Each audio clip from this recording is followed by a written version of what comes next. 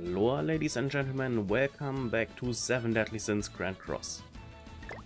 Today we will do some, well, demonic beast farming, because right now I think we still have a showed event, so we should still have 1 day and 16 hours, yes. Basically we have half stamina for the demonic beasts, and we have double drop for the floor 3 drops. So when you do the bird, basically instead of 1 wind source you get 2 wind source guaranteed. And right now all the demonic beasts have a double drop for their demonic beast artifact cards. So use the weekend boost while it lasts. Are you guys all geared? Yes, yes, yes. How are your cosmetics looking?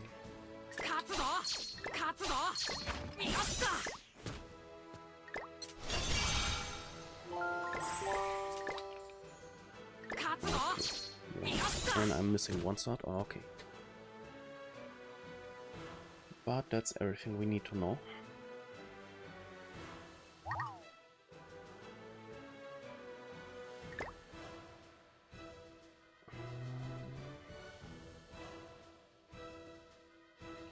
Geared, you're geared. Wait, is Merlin geared? Because this looks kinda low for attack.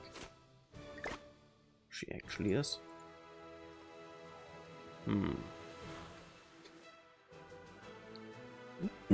Roxy is geared.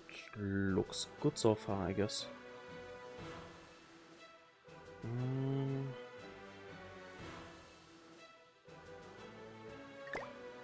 Then let's dive into the bird grind.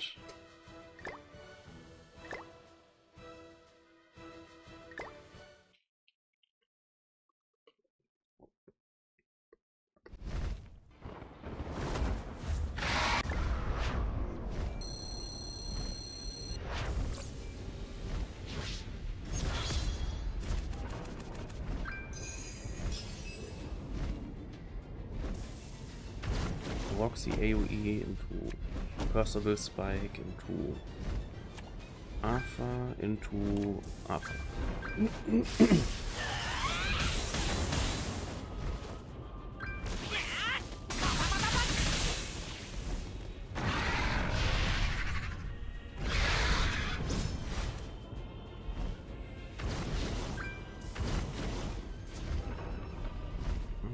That's actually nice. Roxy AoE, Arthur AoE, Arthur single.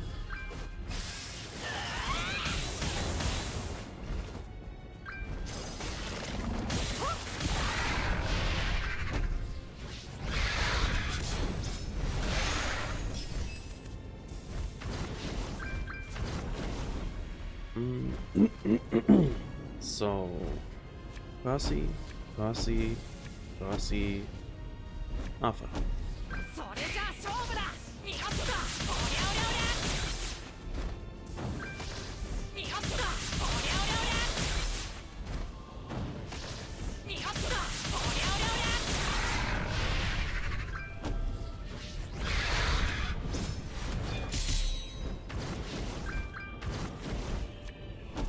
Percy, Roxy, Escanor.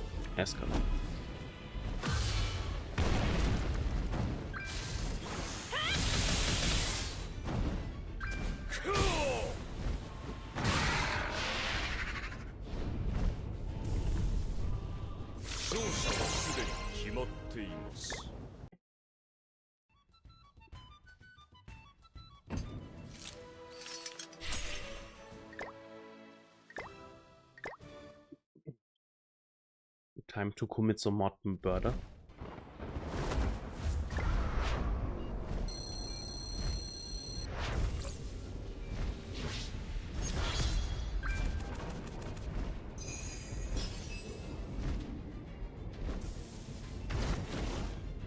Roxy, Percy, Arthur.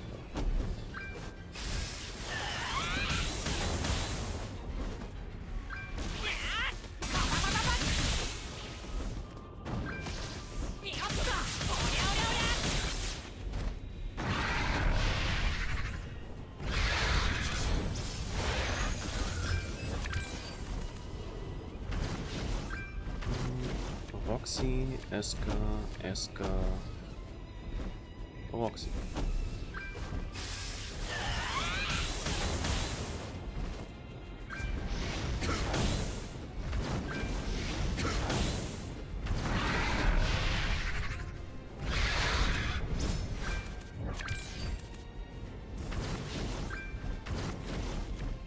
Escanor, Arthur, I guess Roxy, Percy? 行きますかお前を撃つ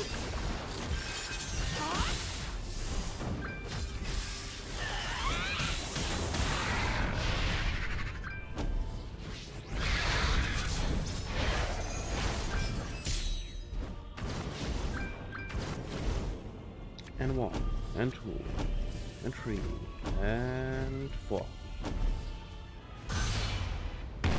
お前を撃つ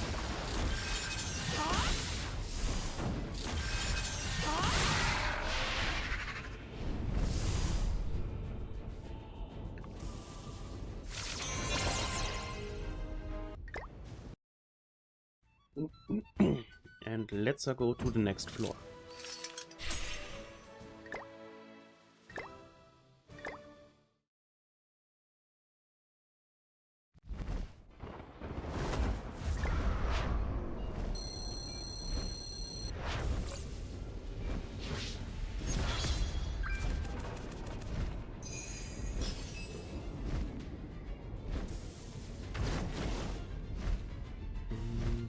I guess Roxy. Wait. Percy, Roxy, Sun, Escanor. やったおりゃおりゃおりゃ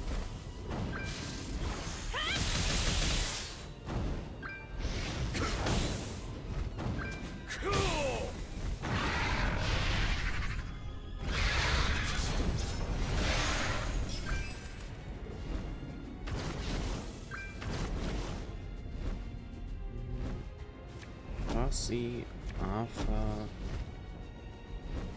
Sun, Roxy. やったおりゃおりゃおりゃ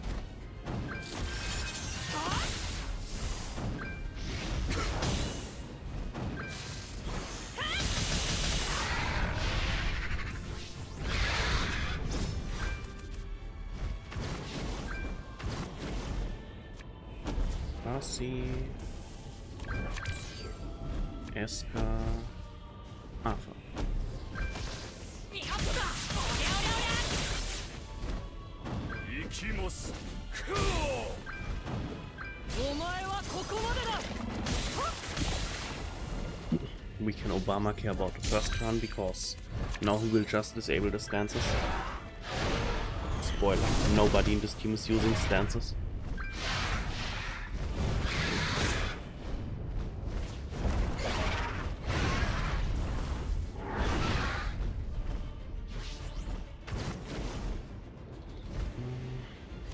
Sun into Percy into Roxy into Arthur. ルーエルソンやったおりゃおりゃおりゃ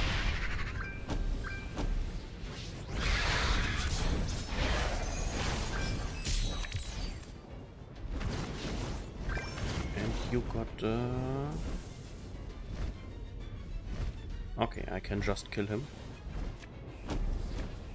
Percy, Eska, Percy.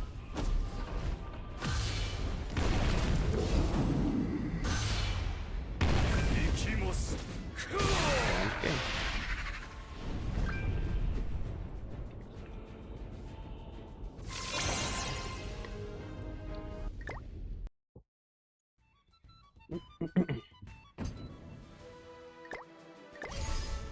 Time to commit more murder. Less talking, more zooming.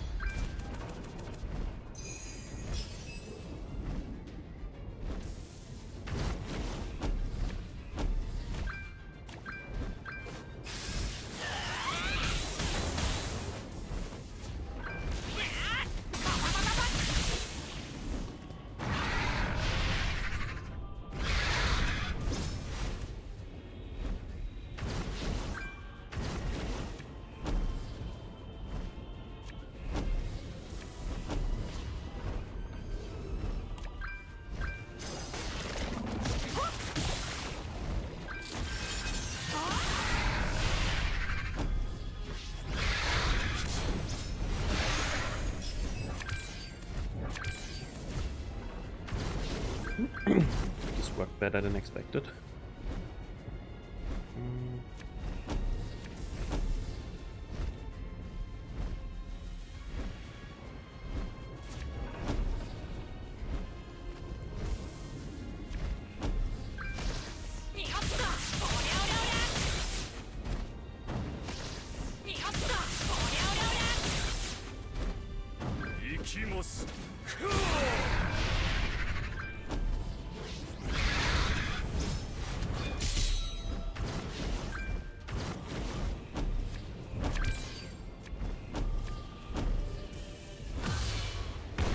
Damage cap into damage cap into close to damage cap.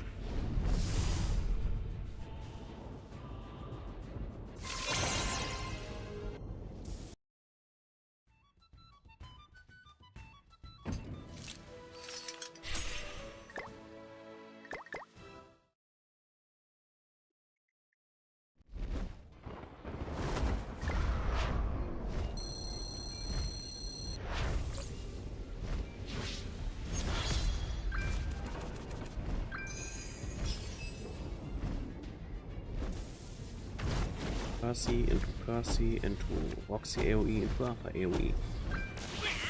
Literally tossing all the trash for phase 1 and it's enough.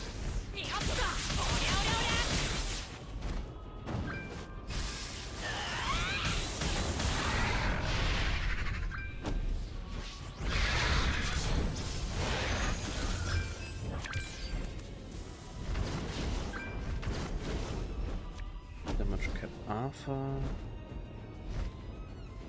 Damage cap Eska, damage cap Alpha, and Justice Sun for good measure.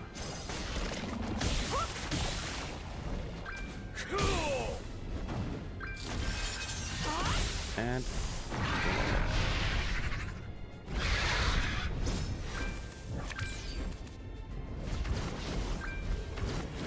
now just committing murder.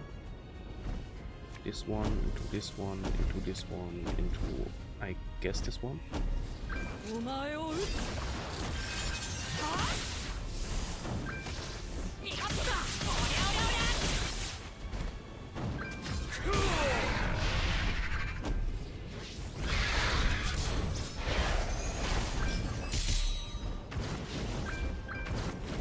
Percy ult into Roxy into Eska into Alpha. Damage cap. Damage cap. By the way, damage cap.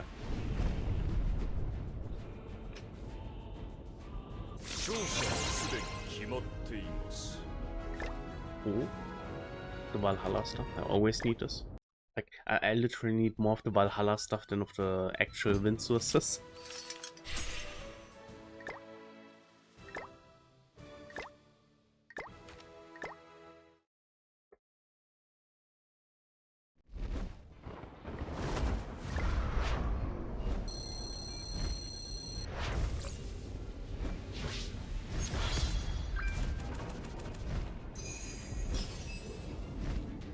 Which passive? Oh no, the damage reduce. Percy into Roxy into Eska into Eska.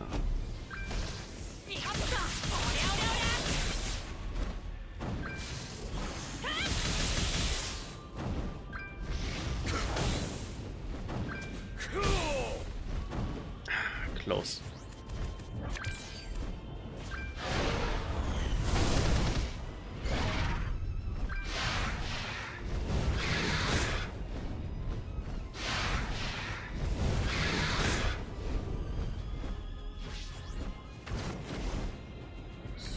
Let's toss all the AoE stuff out of here.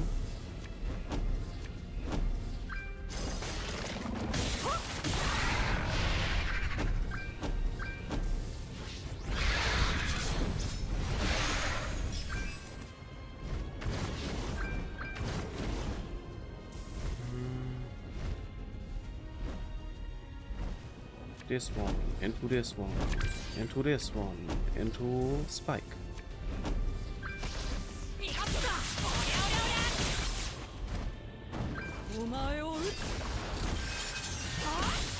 damage cap with Alpha. Not even close to damage cap with the Sun.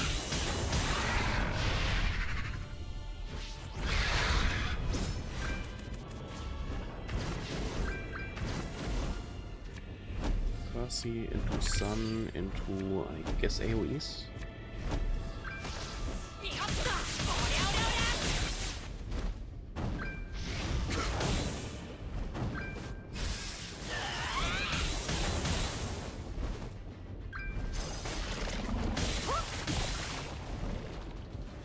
Nice.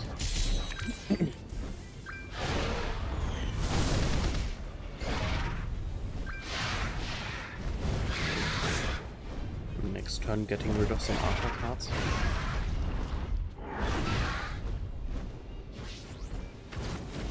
Alpha into... That's the big question. I guess Percy. And... that's it.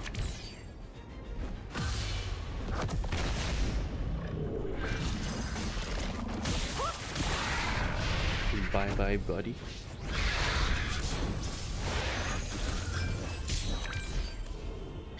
By the way, I wanted to check how many HP do you have. Okay, not even 1 million. Because the new bird we get next week, the higher difficulty, starts already with 2 million HP. And your passive is...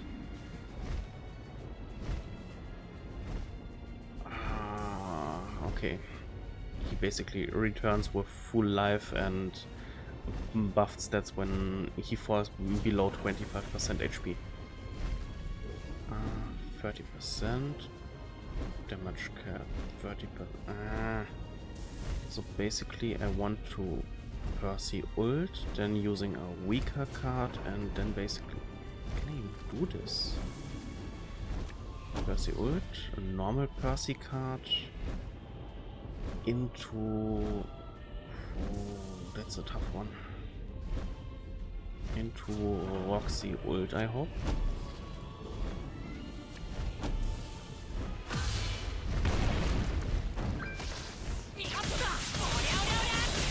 Oh no, please do it. Okay, okay, we're done. Holy.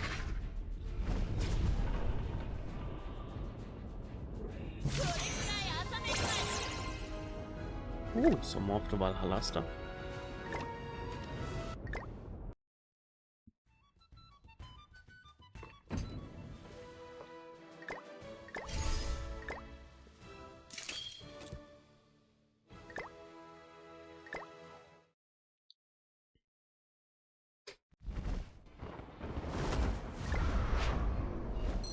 That's literally the only thing I hate about the last phase. Like, I don't mind the revive passive. I don't care about the non-revive passive. But when I survive below 25%, I full heal and I get a stat increase. That's the most annoying passive he actually has. The usual AoE into this one, into moving Percy.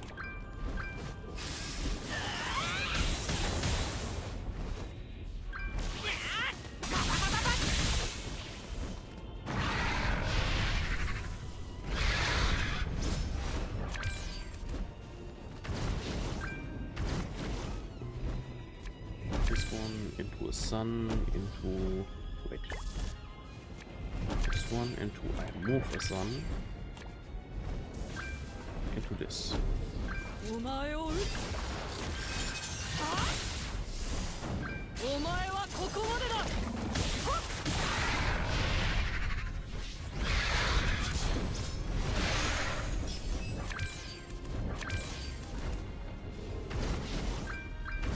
Percy into Esker, into Percy.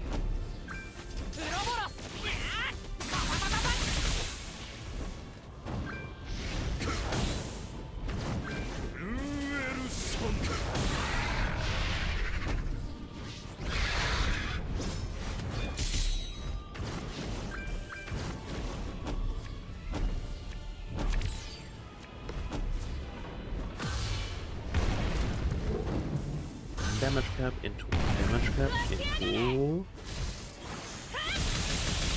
damage cap.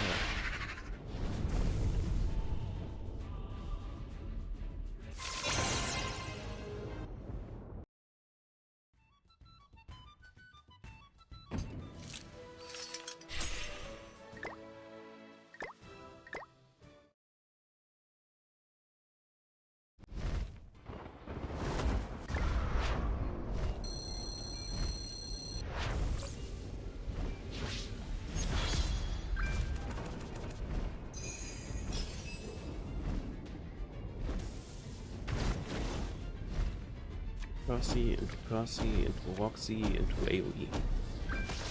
やったおりゃおりゃおりゃやーパパパパパ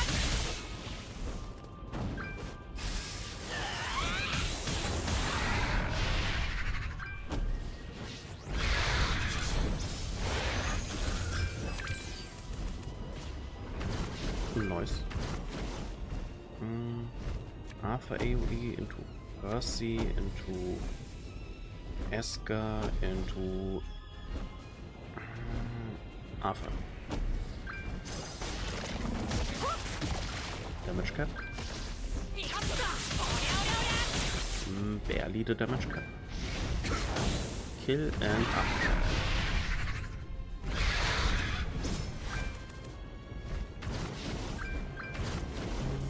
Time to commit some murder. Alpha into Roxy into...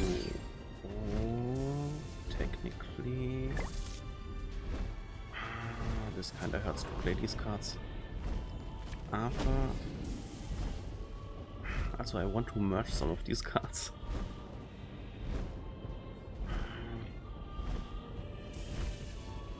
Alpha...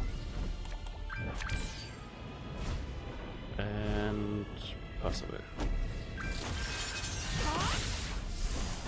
お前を撃つはプロボロスやーパパパパパ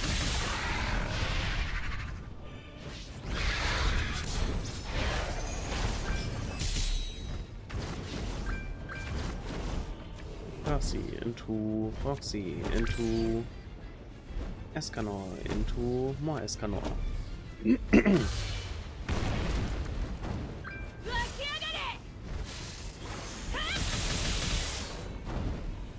きます。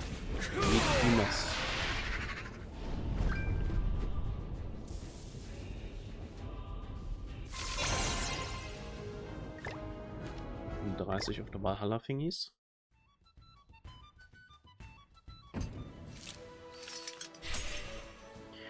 Which normal relics I'm missing? Ah, the trio of troublemakers. And for this I need Borka's strength. Which demonic beast would drop them?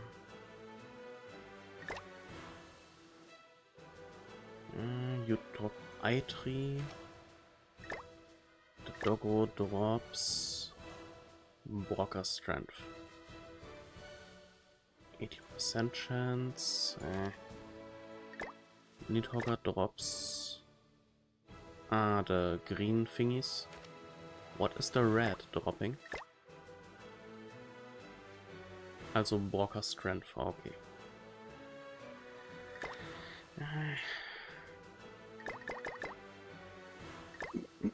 I mean, at some point I have to play the red. Like, there are some relics I actually want, like Miles 1, Plater Melly, Derriere. And I think with the update next week also heal. So, you got... applies nothing. Damage taken decrease.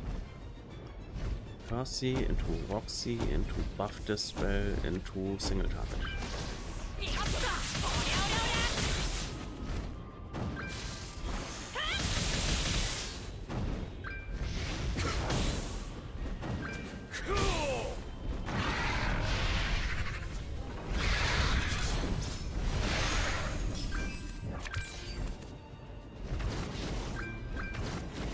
Arthur, into Roxy, into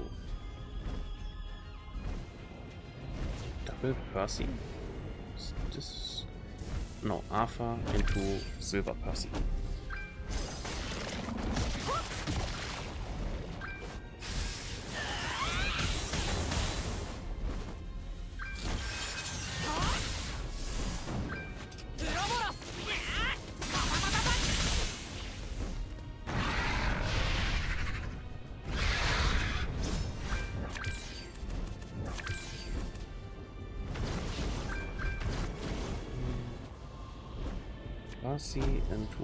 Percy into buff dispel into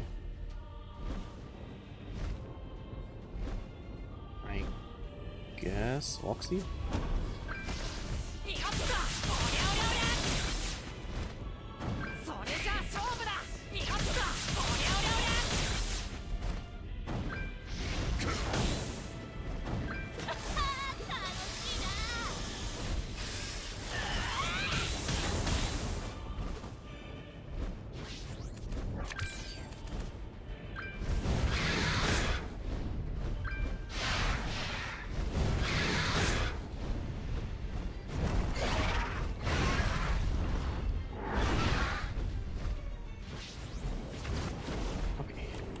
Percy merch, Percy play, Eska play, Eska play.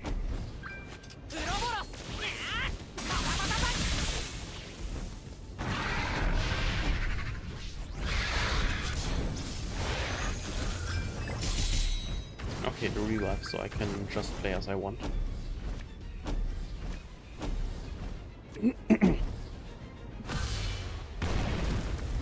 Damage cap into damage cap into damage cap.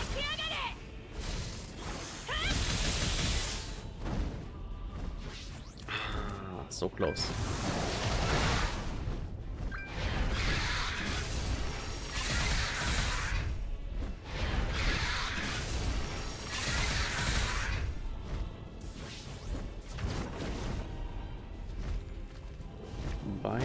Bye, baby.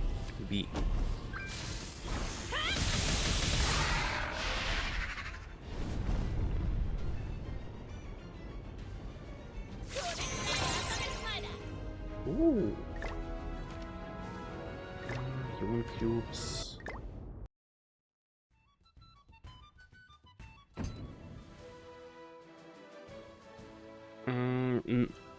First things first, Aloha, I know you. Not yet, because we the JP players or the English JP players are still not completely sure about the mechanics, and we global players don't have all the infos about the passives yet. Like, when it's possible, I would try to play Albedo, because I think it's the phase 3 where the bird basically starts with 10 immortality gray buffs. And to remove them, you have to either hit him with Amplify skills or with Tor skills. And yes, it's just these two options to remove them. You use cards with the Amplify skill modifier, or you use Tor, like the Festival Tor skills, which is kinda bullshit. This is something they could actually solve better. Like, they could have given, like, Tor a skill a lot of other characters also have, like, make it charge or make it something special, but something special also other characters have. But now it's just Amplify and Tor cards. That's why most of the JP teams right now are Blue Megelda, Traitor Melee with Holy Relic, and of course Tor. I mean, it's beatable without Tor from what I saw, but most streamers mentioned it's way too annoying playing it without Tor. I'm not sure why I did not see any Albedo teams yet, because Albedo's counter has the Amplify modifier, so technically Albedo could, like, remove 3 of them in the enemy's turn. But I will find this out next week, I guess. Like, my team would most likely be Blue Megelda, Albedo, Nanashi for more Amplify buffs, of course. And what else? The fourth character will be, I guess, some unknown, but I did not decide yet who. But yeah. That would be in theory my team, because Nanashi has an Amplify ult, Miguelda has an Amplify single target, Albedo has the Amplify counter, which basically hits 3 times in the enemy turn.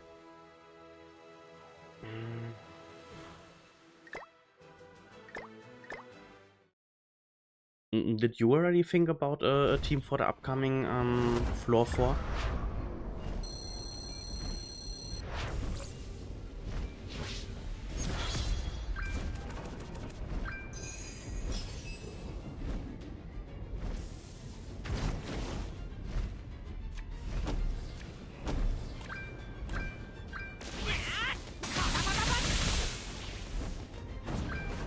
I don't think Freya will be good in this. Maybe Frey, so the brother, but not the sister.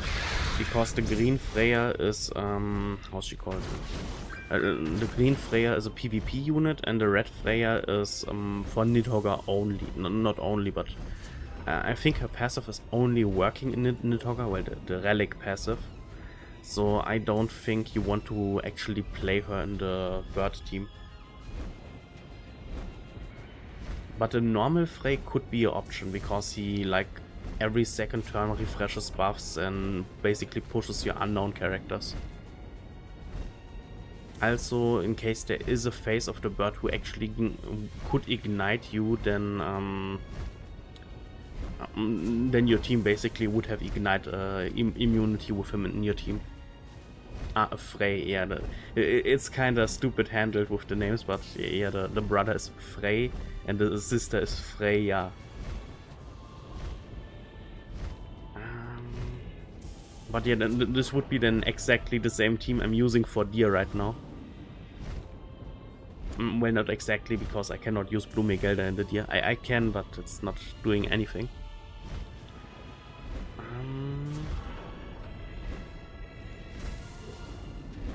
What am I waiting for? Just kill the bird.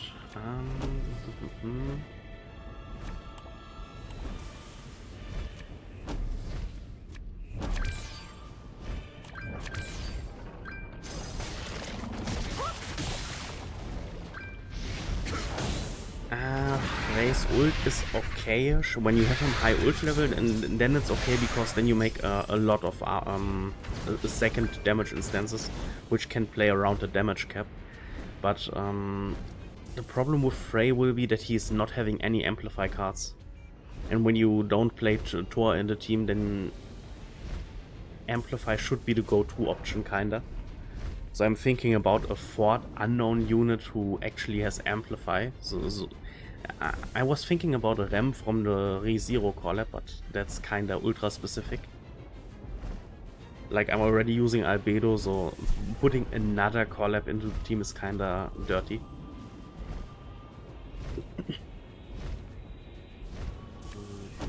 Birder, Comet Birder, Comet Escanor, Comet Buzzwell. And my problem with Frey is that he's still ult level 1 of 6. That's why I actually planned to pull on the Ragnarok festival, because a lot of the Ragnarok characters in my box have like low ult levels. And it would be nice to get like for the Lightless or Hail ult dupes. So it's not the best festival we ever had, but it's also not one of the worst.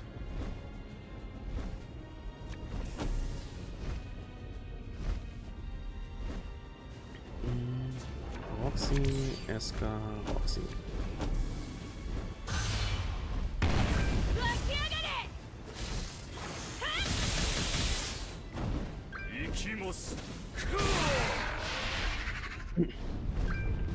That's also one of the reasons I use this weekend basically to farm the bird, because besides playing, from what I saw, basically when you clear floor 1 till 3, you can basically, you must use the same team you used to clear floor 1 till 3. and you can only clear the floor for 1 time per week, well, for free, and after this you basically have to pay with the wind sources. So to similar to the Demon King, to don't wait a whole week till you can make it again. You just pay 1 wind source and then you can enter the bird again.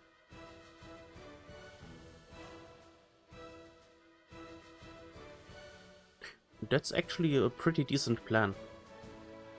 But depending, it depends. Are you using the cosmetics for your PvP teams? Then it's okay. When not, then I would actually wait till we have finally a cosmetic sale event again.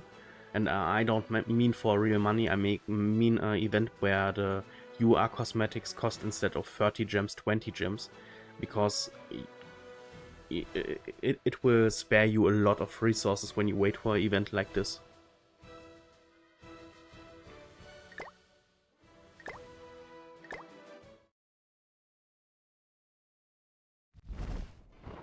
Ah, okay.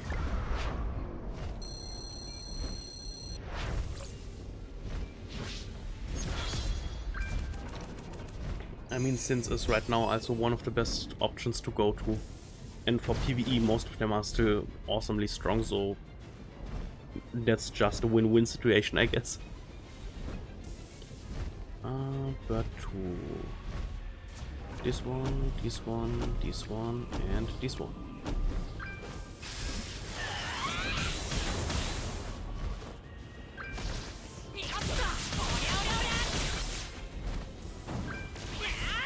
In my case, I'm most of the time a PvE player in Grand Cross, so when there's a cosmetic sale, I most of the time go first for characters I use in harder game modes. Like when we had the last cosmetic sale, I bought like weapons for Roxy and Frey, because these are my most used characters in some demonic beasts.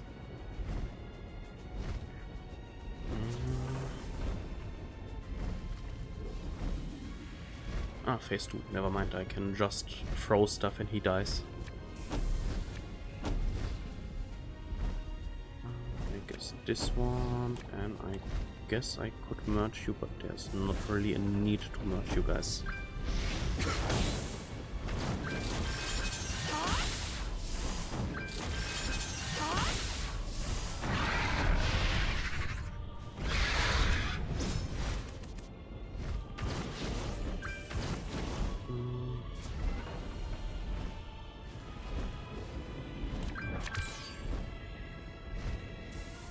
Escanor,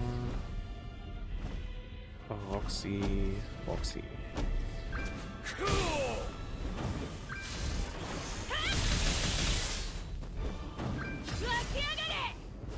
The big question for me is, besides farming the new boss mode, who gets actually their holy relics pushed first.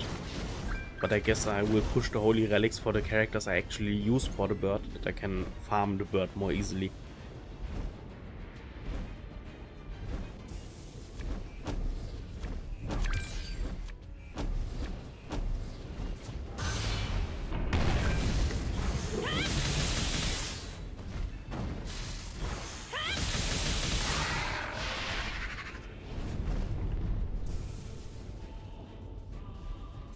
Thank you and have a nice day. Bye.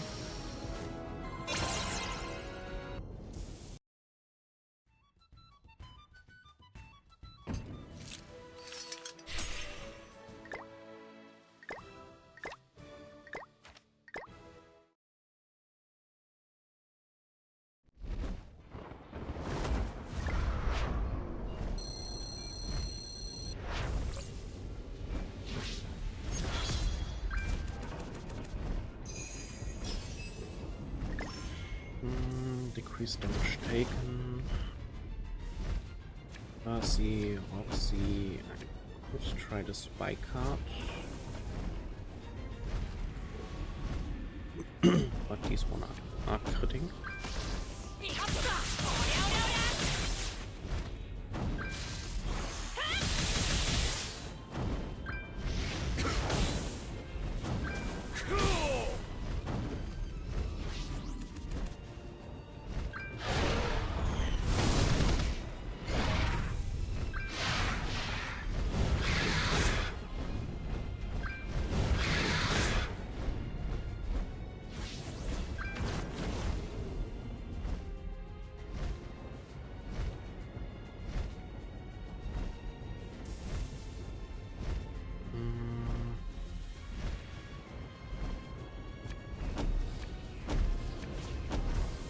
guess just get rid of the trash.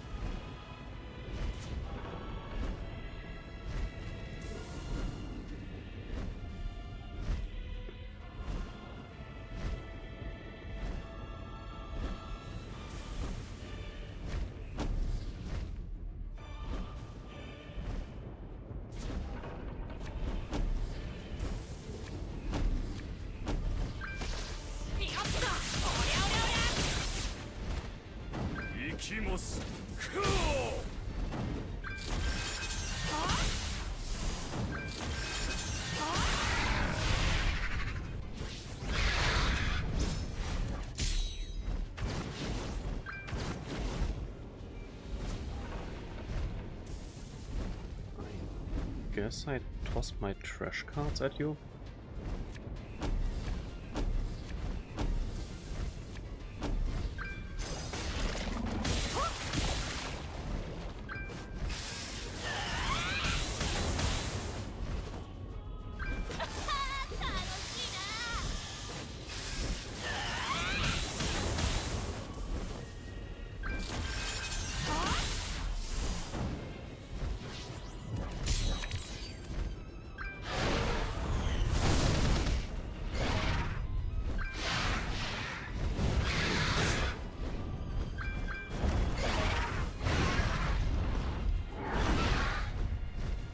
Oh no!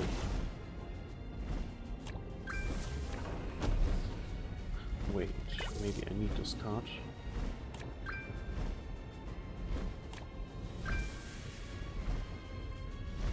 I can play this one and this one.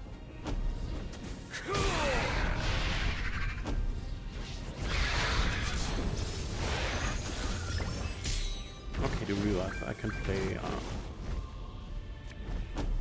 whatever I want. Wait. This one, into this one, into this one, into this one.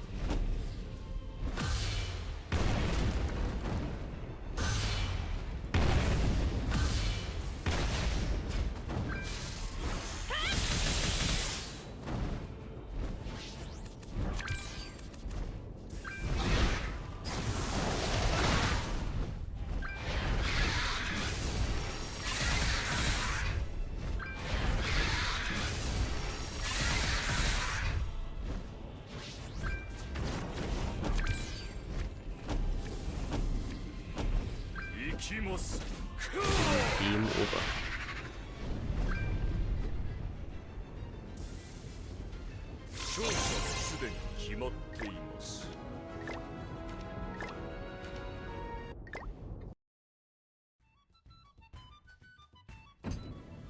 By the way, is the bird not dropping any of these pizza slices? No, just cubes.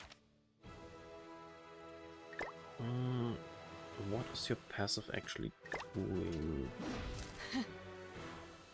Basic stats for human, for each human.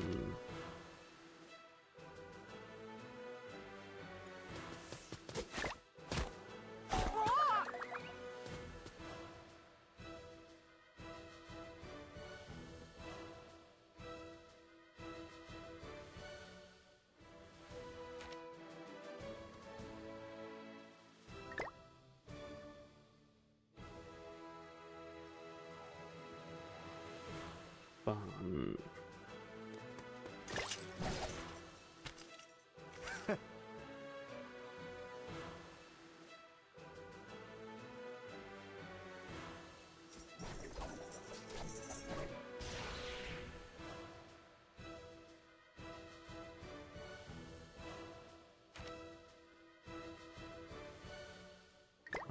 Okay. Humans. Would there be a different human worth bringing? Lilia is not really doing anything. I cannot bring another Escanor. Jericho.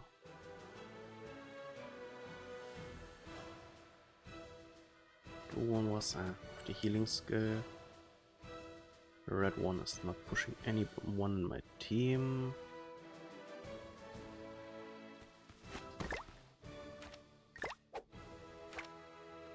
Skull and Hearty, Skull and Hearty.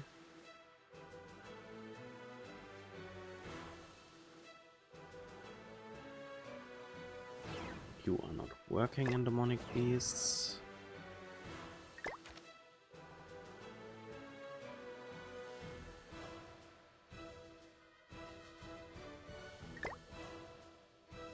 Ragnarok characteristic for each surviving ally. Increases hero's attack when debuffed. Yep. 82 crit chance. 105. 134. 93.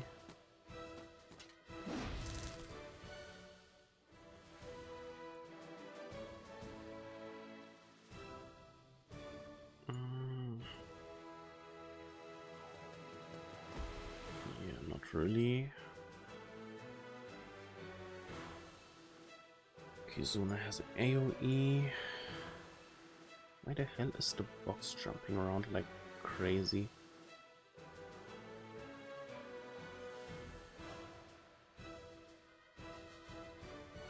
Jericho, which basically can crit more how longer the run goes.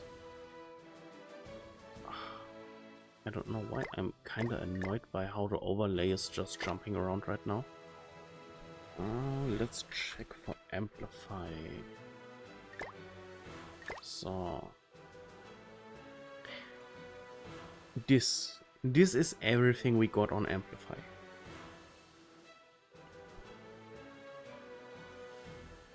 True, Cocytus is also Amplify.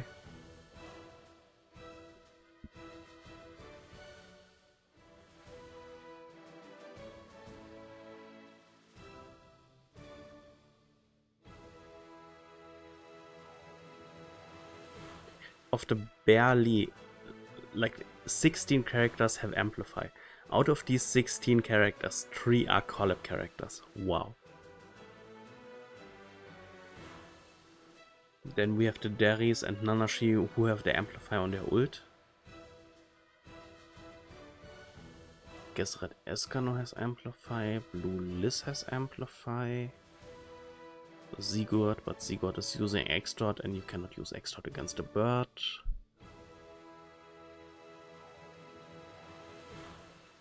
Demon Melee. 5 decreases defense rates for enemies.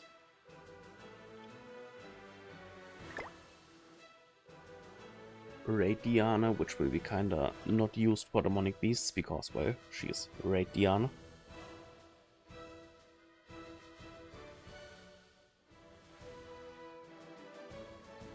Yeah, the Amplify here kinda sucks.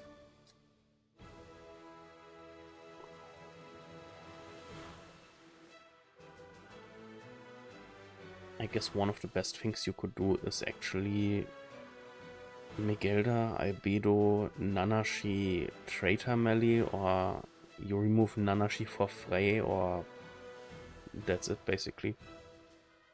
Or Traitor Melee for Frey if you think your unknowns can actually withstand all the damage from the bird.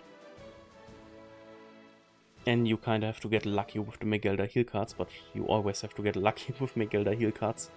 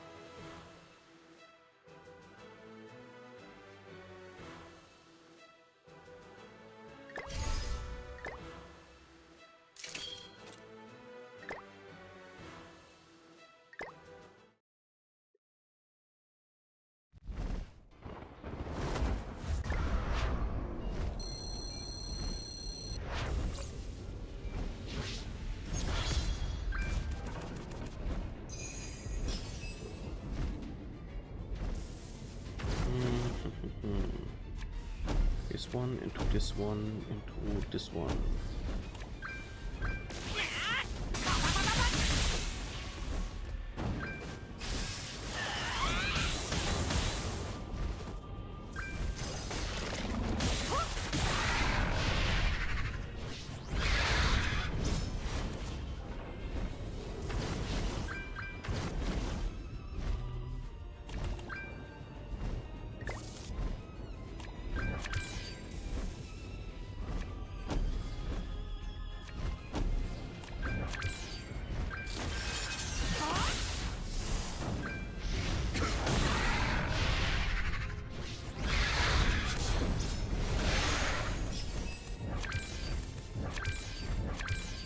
Holy, so much merges. Damage cap into this one. Into... oh, holy.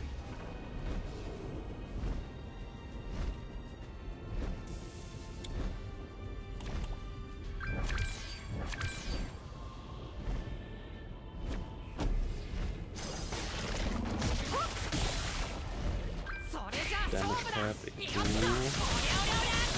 damage cap into... damage cap.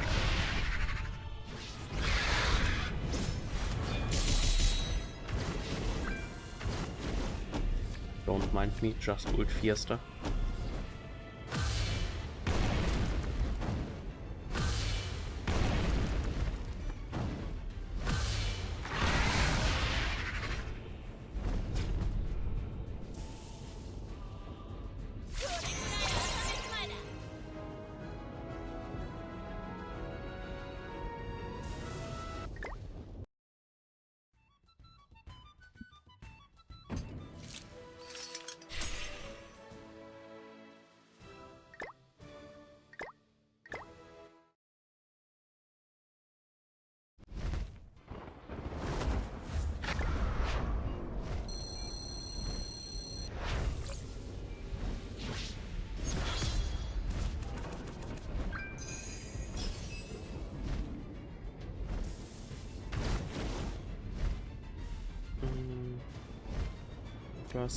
Percy into AoE into AoE.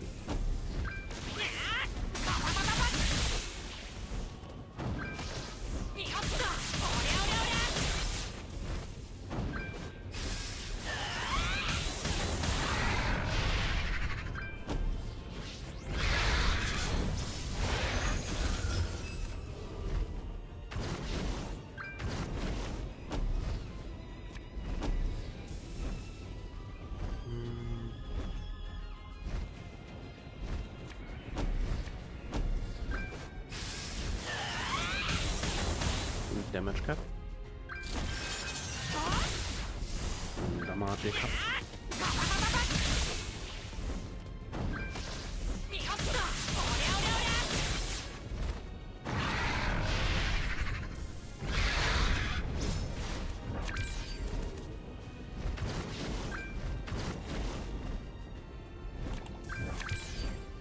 That's not what I wanted to do. Wait. Here. Oh, wait, way better.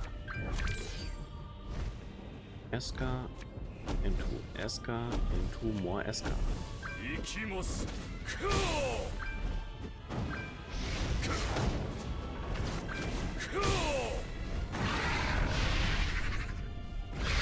Without the Merlin assist, he actually sometimes rarely not crits. So I guess after this run I have to go back to the Merlin assist.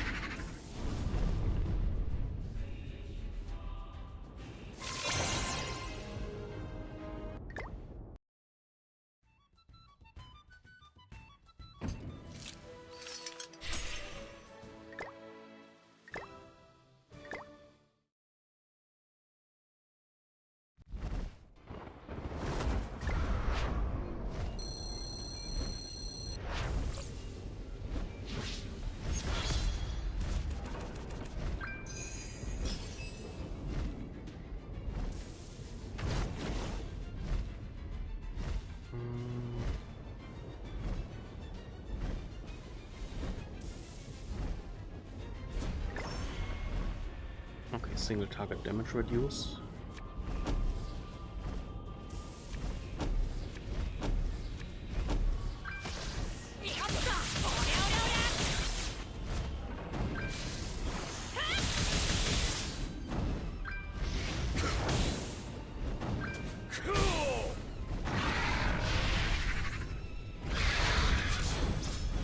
With Mile Assist, when Escanor crits, I can one cycle this phase.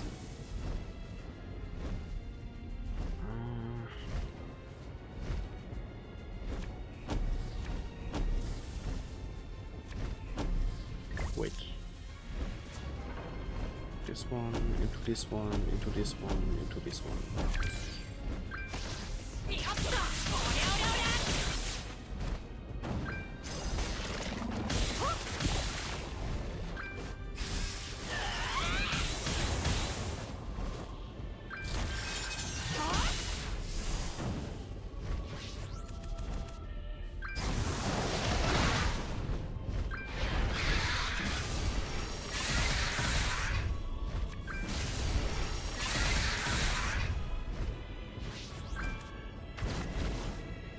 How nice of him to delete Arthur cards.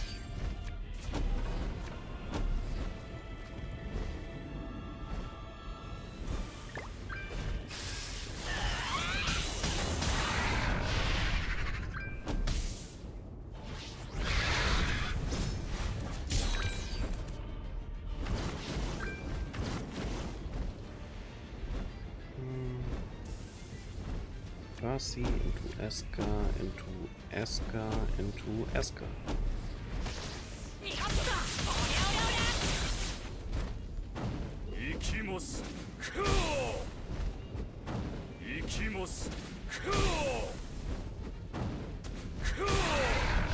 Next level bullying.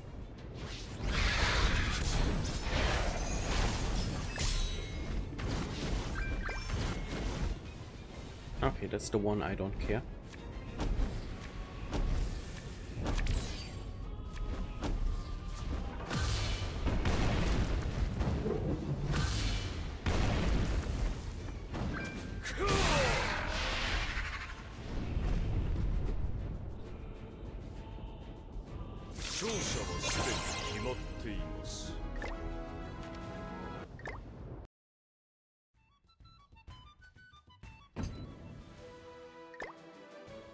Okay, the only thing that annoys me is that Eska can really rarely not crit. Any X I could switch out for a better crit chance. Pierce, Pierce crit. Just Pierce. Pierce crit. Damage, crit damage.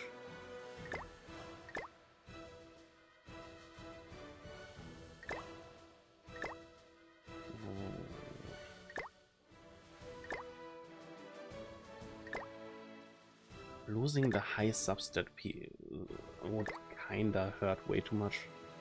Crit chance and crit damage.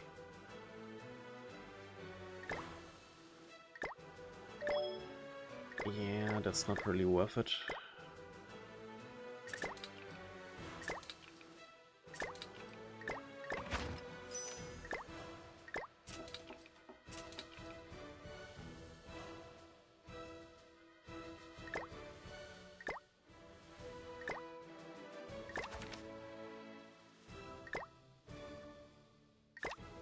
Oh, no, no, no. This is what I want to do. So, 14.5. Defense pieces are okay-ish, I guess.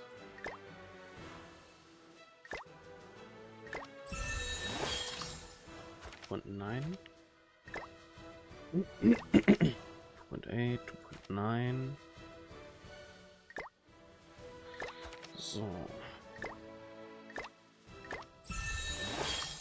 Oh, Max Roll.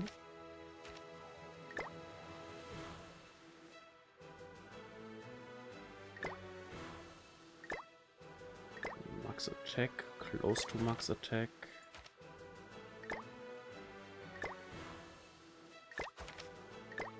This one could have rolled better, but not really worth investing now anvils into it.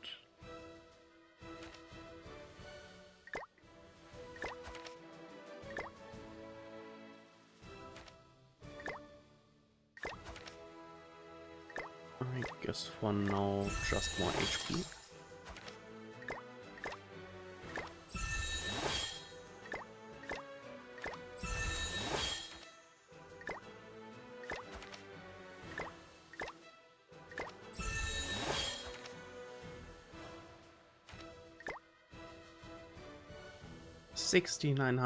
$69K and 400.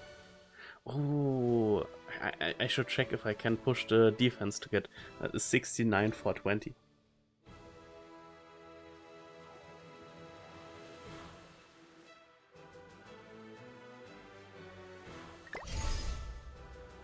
By the way, are this his stats with Mile or without Mile? Ah, without Mile, okay.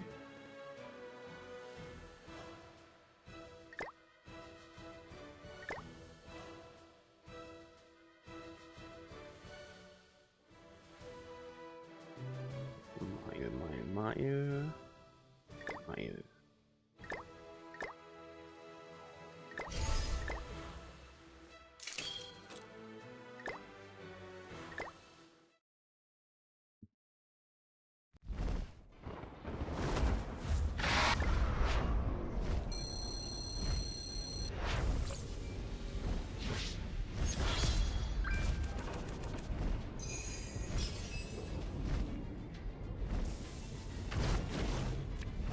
The usual.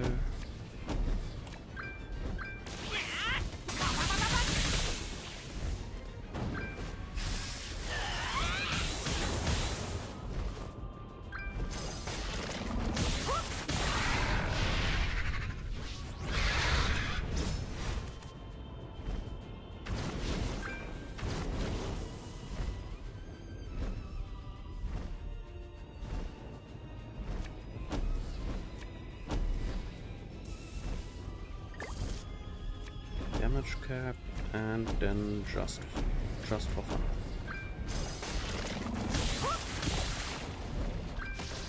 Ooh, I kinda spaced out. I was thinking I'm already on bird 2, not floor 2, not bird 2.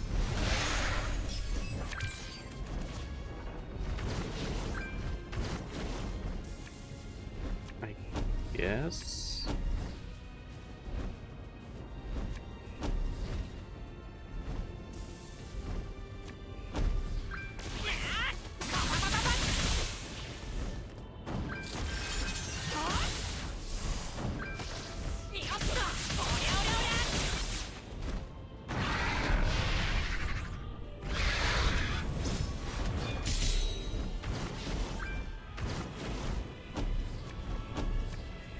Have fun, kiddos.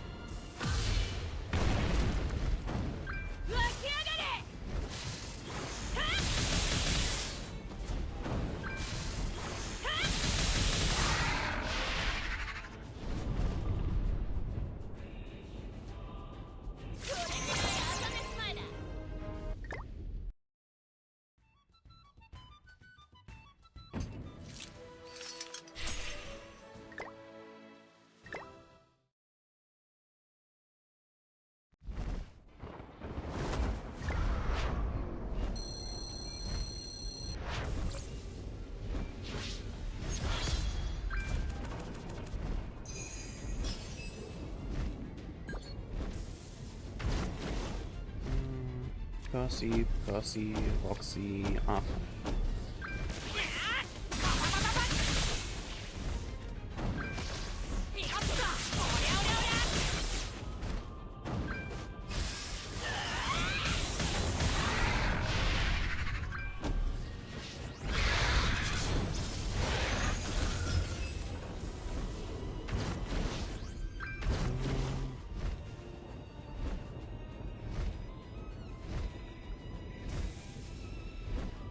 One and two and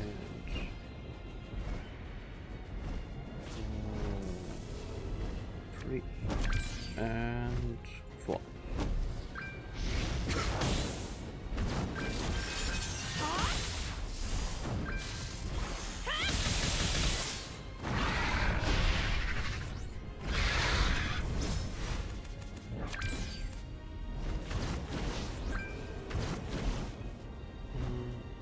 Escanor into Escanor into Percival into Percival.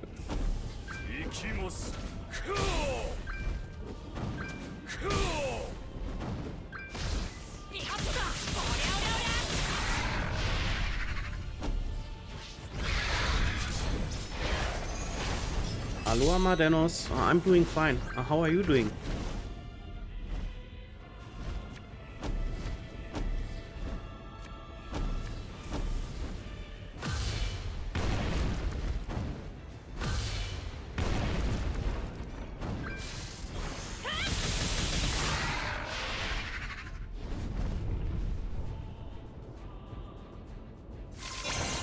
I mean, as you see, I enjoy right now committing murder.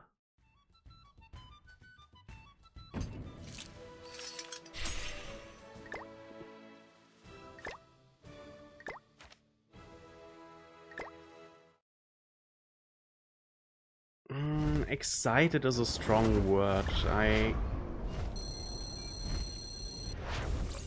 I'm kinda annoyed that we got so many festivals back to back, but I don't dislike that we get Thor. Like it's a Ragnarok character most people know, so it's kinda somehow a fan service character, and because she is female and has some special skins, also a fan service character. Which passive did you get? The funny thing is, the main reason I pull for the Thor banner is because there are a lot of Ragnarok units in there, and I'm missing a lot of ult levels for them. Mostly for Frey, who is still 1/6. Decreased damage taken, I hate this one. Percy into Roxy, into Eska, into Eska.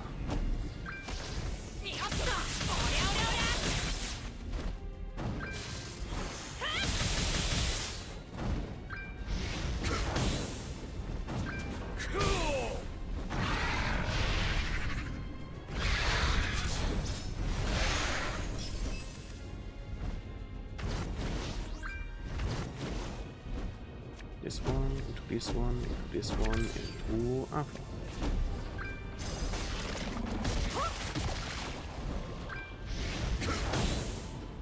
Yeah, right now I'm just pre-farming bird that I have a lot of the wind sources I can use to replay the floor for next week.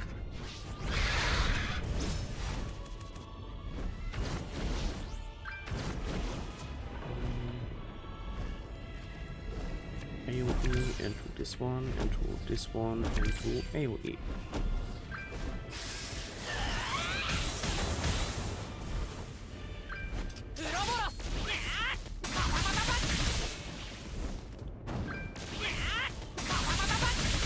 Okay, that's kinda unlucky. I mean, the good thing is on Monday you still get your 50 PvP gems. So this should be with the daily stuff, still 2 more multis, so you don't have to spend that much, but in this case I actually would also spend and look that I full pity out the character.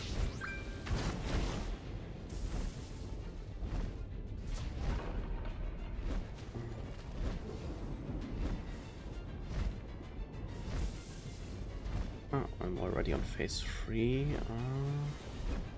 No Escanor cards, kinda unlucky.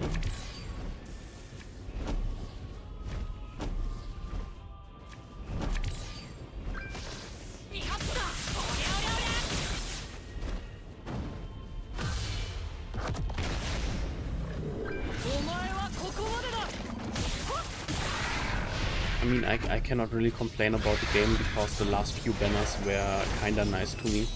Like, I got Zabunak out of the free multis, I got Chandler from the step up banner on the second 1 diamond step. I got how's he called?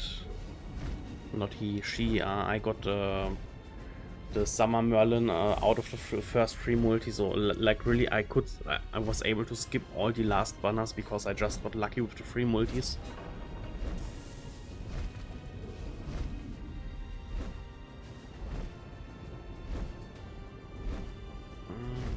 Yeah, going for the next OP melee is actually a good way to go.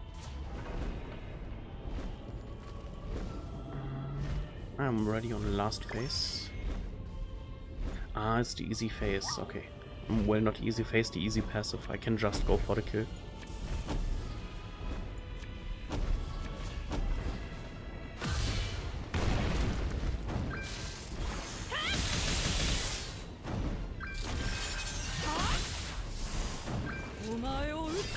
But yeah, right now, Netmarble's festival spam is just annoying. Like, we already had each year 4 festivals, and now they made seasonal festivals a thing. With spring being You Are Gopher, summer being You Are Sabunak. Like, we already had like 2 Anis, 2 half-Ani festivals in the year, which and a festival banner goes for 1 month. So from out of the 12 months, we already have 4 months just festivals. Now they added 4 seasonals, because we have spring, summer, autumn, winter. So we just raised from 4 festivals per year to 8. So there are only 4 months with normal content coming. And I guess these 4 months will be filled with collabs. And then you just never will know for what to keep your gems. I mean, your main target could be or should be collabs, because it takes a while for them to return, in case they even return. Like, I think the Stranger Things collab never got a rerun. But with the new season of Stranger Things coming to Netflix, maybe they use it as promo to basically push a collab with Grand Cross again. Because the only reason for Stranger Things and Grand Cross to collab in the first place was that 7 Deadly Sins and Stranger Things are Netflix exclusives or originals or stuff.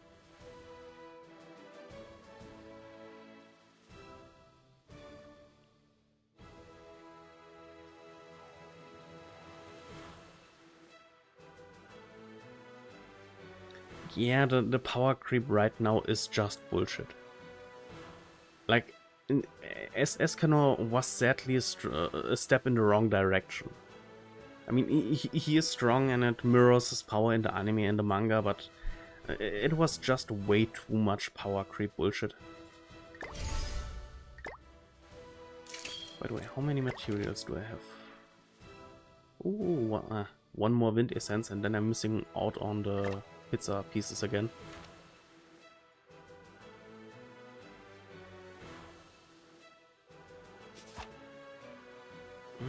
But good thing we have a coin shop.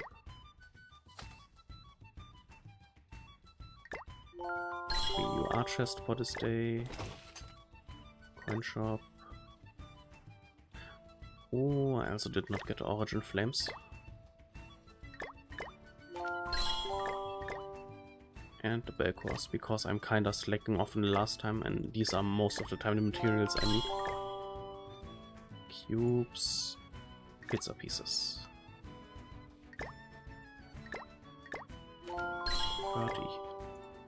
30 of this, 30 of this. Don't really know who needs these right now, but anyway. So, friend coins. How am I looking in the stamina department? I guess.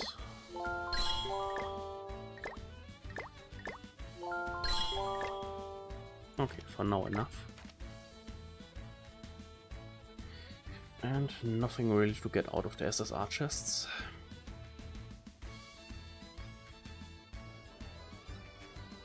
I did a daily check-in. Ah, true, I think I did not my dailies for today. I entered the game and I just started spamming the demonic beasts.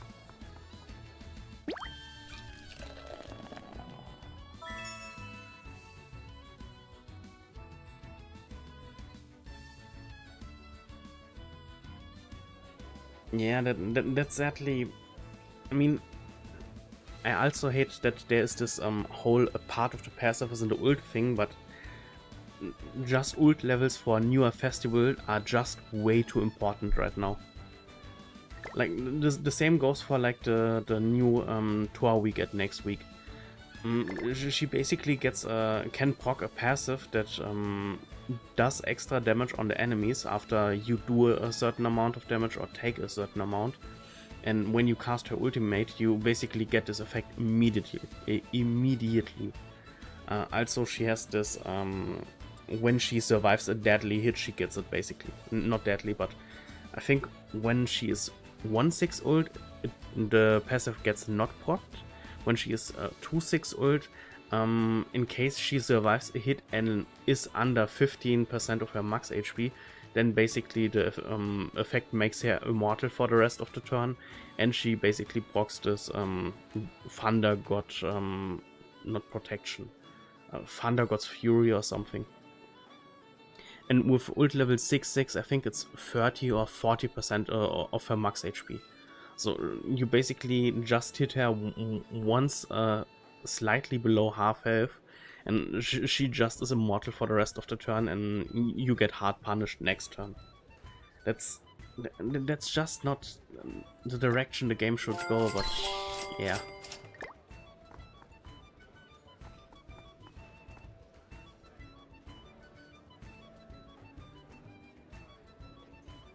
Yeah, that's what I said. Basically, when she drops below 30 or 40%, she gets this Thunder God's Protection or Thunder God's Fury, or how is it called, which basically gives her a damage immunity for, I think, 1 or 2 turns. So, the moment you're not able to properly kill her, you just get hard punished the next turn.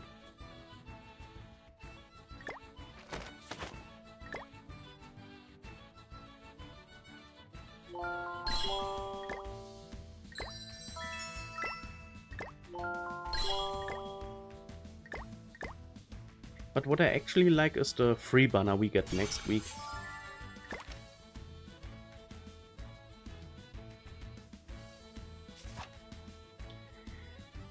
Yeah, like I had a break like a year from the game, and when I returned, suddenly characters with bullshit passives were a thing. Like I was returning, so of course I started in ungeared bronze, and I wanted my weekly gems, so I started playing PvP fast to rank up. And that's when I the first time run into this Escanor. And I killed him, and he was not dead. Like he had 3 of these Grey Flames, and I scanned him mid PvP match. I checked his passive, and I was like, wait a second. No one here is written that he survives. What are these Grey Flames he had? And like a few months later, when I actually pulled him myself, I saw that it's part of his ultimate. Like, why would I scan an enemy in PvP and then check his ultimate? I was like, what in the blue hell is this bullshit? I mean, what kind of more annoyed me at this time was people having Ratamir Link, because I was a returning player and I did not have Ratamir. So I just had to deal with way too crazy heal on enemies, and I mean, you know the Tamir Link. I cannot attack him twice with the same character without getting the debuff, who basically not seals, but blocks my skill effects. For now it is, but like I was a returning player. I returned maybe a few months after Light Escanor was a thing. So before that, checking the ult was not really a thing, because the only reason you checked the ult was to see how high the ult level was, and in a proper match you did not really let your enemy ult. You normally played to kill him before he's even able to ult. So I basically missed out on one of the first characters who has passive written in his ult, so I was not prepared for this. So I ran multiple times into this Escanor, and it was all the time, but it's not saying this. And first when I pulled him myself, I was like, oh. I never did it before. I mean, it was not giving me much information how high the ult level of my enemy would be, because most of the times their team would either stomp me or either not stomp me, and when they stomped me, the ult would kill me even if either it's level 1 or level 6. But after I saw this bullshit is a thing with the ult level, I started checking all new characters for what part of the ult is passive is basically in their ult.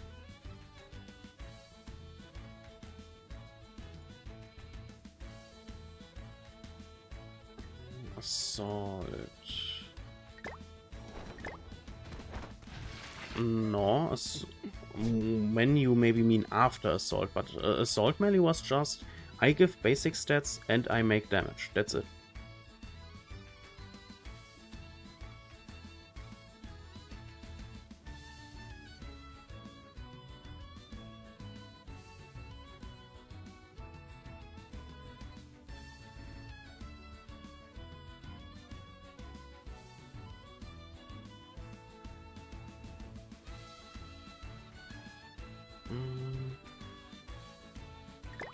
Traitor melee. Yeah, Traitor melee also just had the same treatment. The only thing that maybe goes up is the cleave percentage, but I don't think that actually is a thing, is it? Ah, yes. Okay, but that's just the cleave scaling.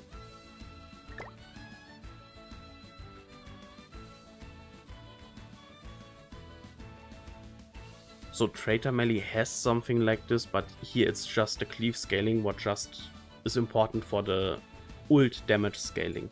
It's not like it's starting a completely new mechanic on him. It's just higher ult level makes literally more ult damage on him.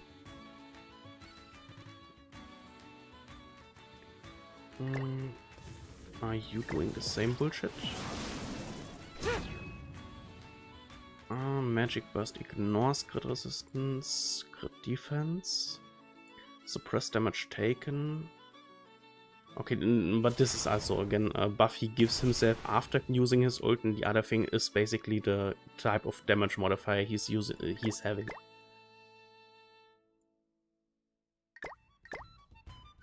Yeah, and here it's just like ignores 50% of crit resistance and goes up to 60%, so.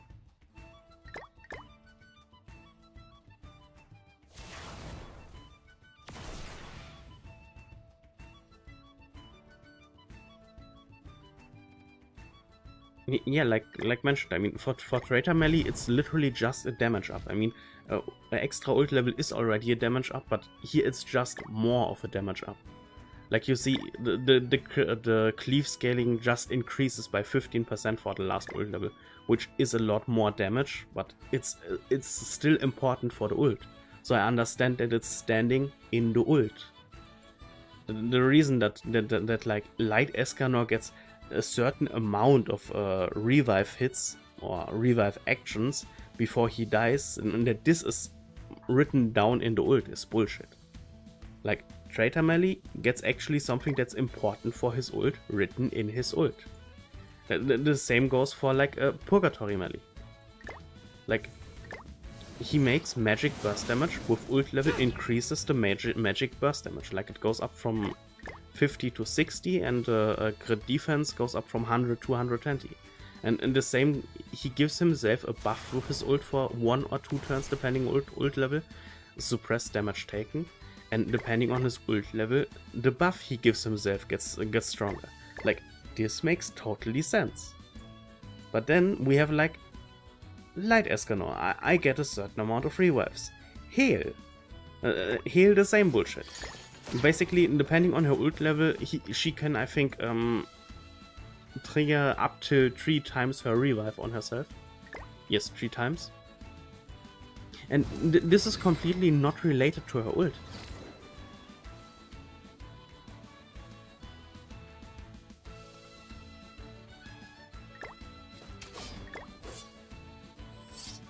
Yeah, for the Demon King, it's just a blackout effect who gets basically stronger and disables more stuff. Like, I think on the end, it literally disables everything on your hand. Like, disables all skills, including ultimate moves.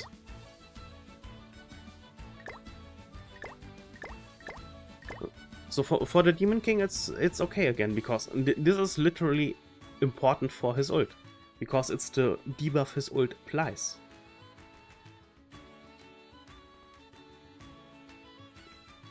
But hiding things like this in the ult is, yeah.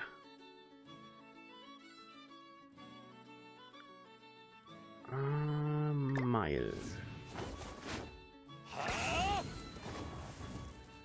Removes stances from all enemies, applies 3 additional sunspots for 2 turns, and inflicts sunspot explosion damage.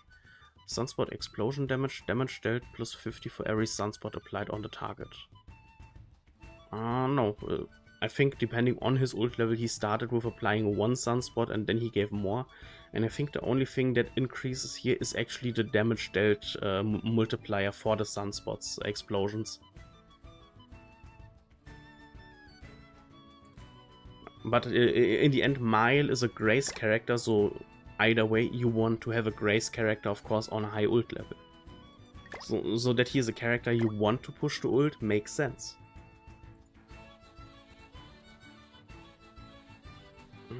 I mean, we have then Unity characters like Roxy and Tyr and now Zabunak. By the way, what does Zabunak do?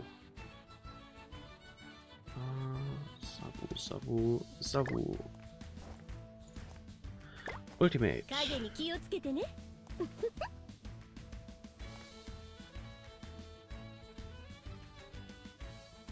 So this is ult level 1. Every time 1 hallucination or enhanced hallucination is removed from the enemy while the hero is participating in battle, the hero basic stats increase by 5% up to 50. On max ult level,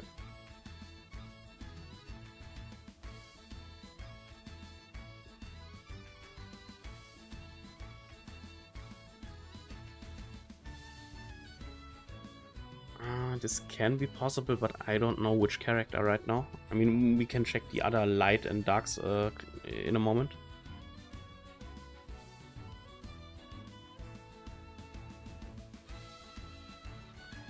Applies on all enemies, increase the hero's attack related stats by 50. For 2 turns, removes debuffs from the hero other than Mind Break and Enhanced Mind Break, then inflicts spike damage. Okay, Zabunak's ult dupes are actually just ult dupes.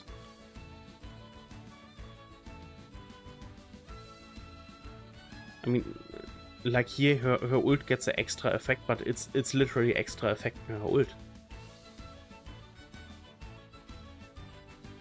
Yeah, of course, Zabunak is a Unity character, so basically you want to increase her ult level for a better Unity effect. Let's filter the box for... That's the wrong filter. Ah, wait, I already have attributes. Heal, Demon King's melee. Okay, we already checked the dark ones. Lightless. Wait, your ult. Yeah, I know she was kinda important to have 6/6 because on the special passive bullshit. If the hero is participating in battle and there are 2 or more allies surviving at the end of the ally's turn, the ally with the lowest remaining HP percent receives Goddess Protection for 1 turn. Limit 2 turns.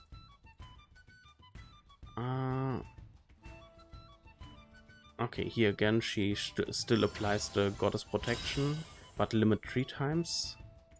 No, limit 3 turns. Holy. Intervention of light. Oh wait, I want to see the highest ult level.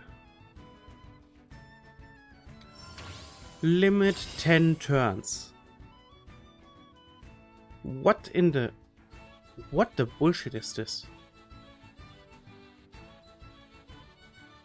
The ally with the lowest remaining HP percentage receives Goddess Protection. And allies without Goddess Protection has their damage taken decreased by 20% for 1 turn. Limit 10 turns. Like, what the bullshit is this? I mean, you already play her with Mile, which makes the Goddess team ultra tanky. Then you play her with Ludociel, which, I mean, the whole thing about Goddess is that they are just ultra tanky, which is sad, but it's the way Netmarble designed them, I guess. But going up to 10, like, I have a level 1, limit 2 turns. This bullshit goes up to 10 turns.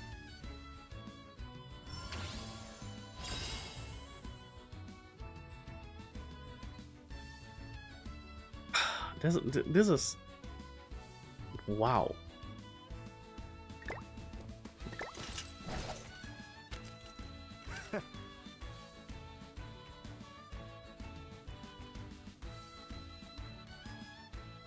Okay, Ban has this, if participating in battle, the hero's attack-related stats increase by 3%, up to 30% for every attack-related stat decrease effect on the enemy. So I guess, the point is I don't have him on a lower ult level, so I don't know if this actually increased or decreased with his ult level. The only thing I can imagine is that basically the max percentage to outmax the stacks was basically lower. Like maybe you first started at like 15% max percent, then it goes up to 30% or something.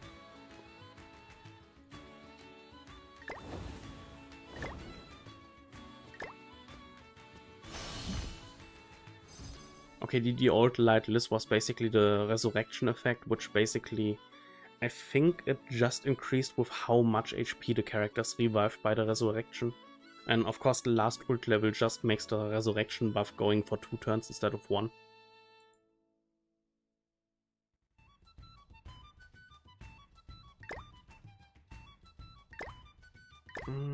LR, I mean, we know what Melee is doing. We know what Escanor is doing with the HP burn and the extra damage when he dies, and...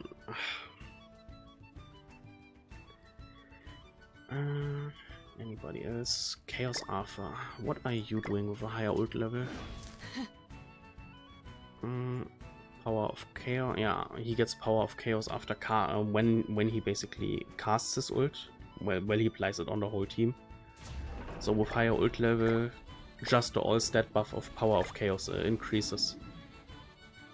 And then he applies Call of Chaos to himself. And Call of Chaos was, I think, the gray buff he gives, yeah, when a human ally gains like 1 ult orb by moving, ranking or whatever. So he basically just, on max ult level, he guarantees that he next turn gets Chaos Control. If the hero participating in battle and has a Power of Chaos effect, the hero damage dealt increased by 40%. Okay, this is just the stat scaling when he gives himself Power of Chaos, which he only gives himself by using his ult. So here it's actually important that it's standing in the ult. Here I totally agree with it.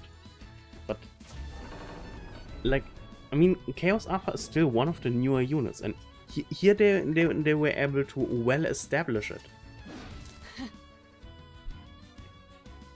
By the way, what is You Are Gopher doing? Pulverize blocks all of their skill effects, including with ult moves. Basic applies peaceful protection on all allies for 3 turns.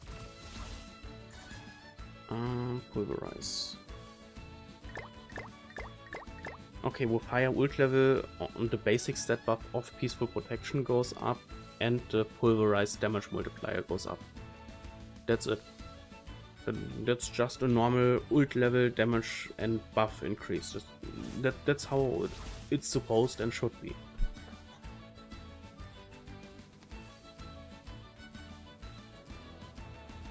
I'm getting way too upset about this. And let's do some chill dailies. PvP. Let's do something chill. Enters PvP. True, I think I also have to win some matches for the rewards of the PvP missions. Thank you, Droll. Hello, Bloxy. Really? I sold this shop out? But here's nothing interesting anymore. I guess I just keep it for the Hammer of Weisel.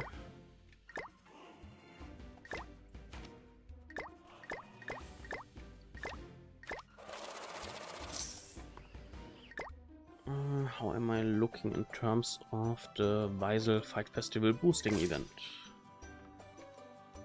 Okay, I need 6 more victories. Do I want? No, I don't want to play geared. But I have to. Are you guys geared? You guys look kinda geared. Can I limit break you? I actually could, but I don't want. Let's give them just more HP.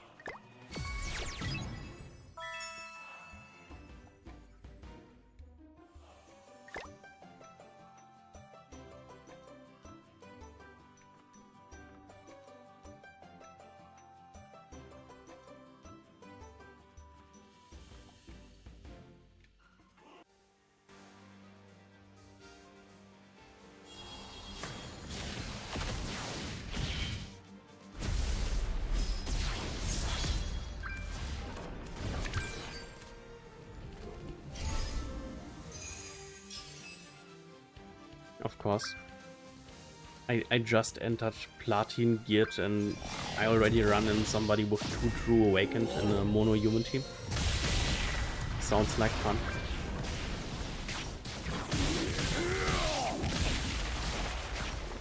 And high ult level because he basically burned 25% of Roxy's HP.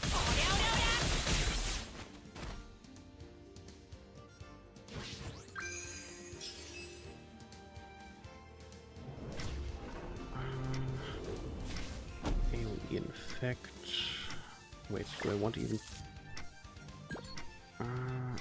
I single target lifesteal you, I Roxy you, and I Escanor you. I would not say she is worth LRing. I just made it because I had the coins and or the seals and I had nothing better to do with them.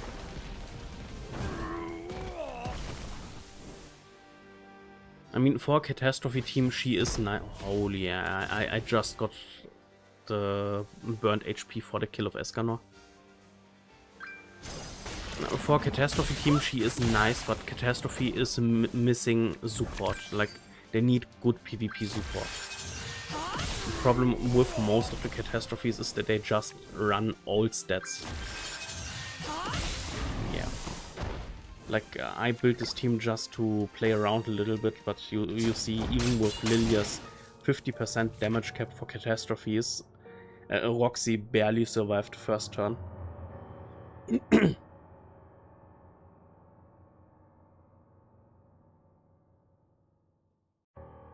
I would, when you have to go, I would actually go for Lilia then.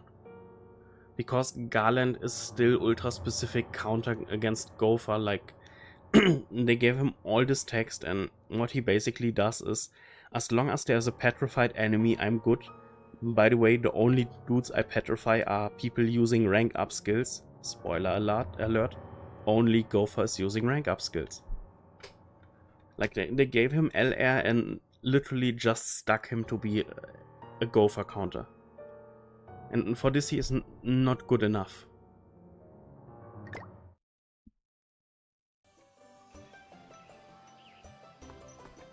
I guess I try my luck in ungeared.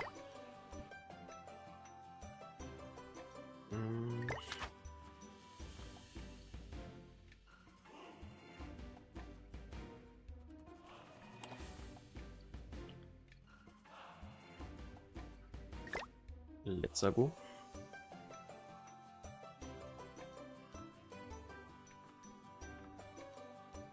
And I mean, until we get the next LR character, you should have enough LR seals again. So basically you can go for Lilia and then basically stock up till the next one appears. Like, next week starts a new festival, we will get new event bosses. These new event bosses will have like 5 or 10 LR seals per shop, so we will get around approximately 20 to 40 LR seals.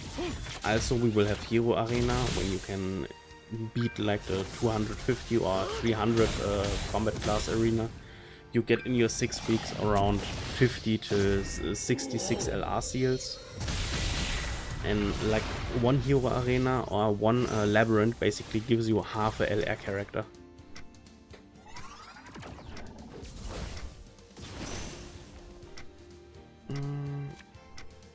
You know what?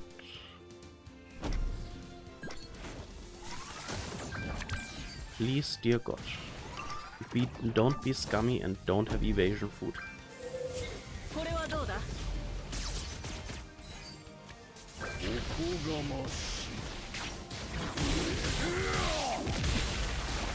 Ah, thank you.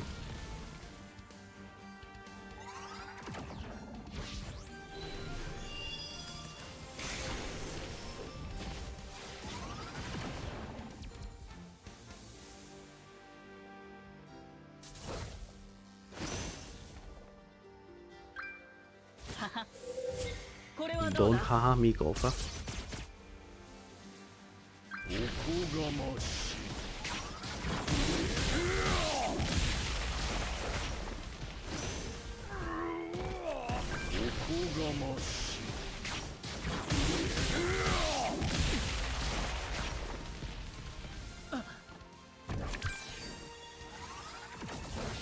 PvP is so much fun.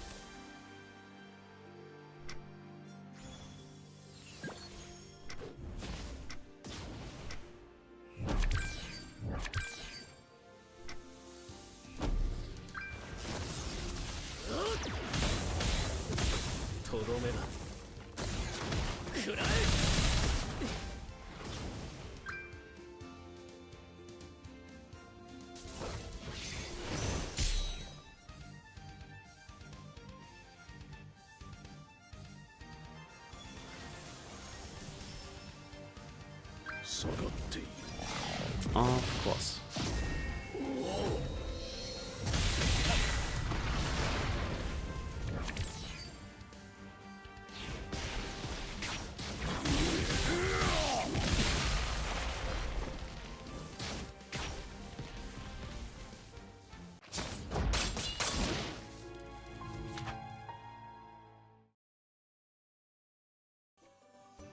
Yeah, that's basically the reason why I mostly play just PvE.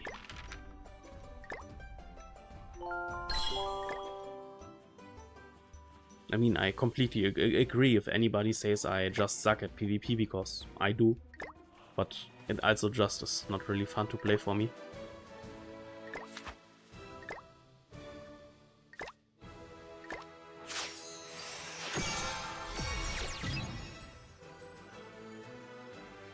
I didn't really plan to do raids right now.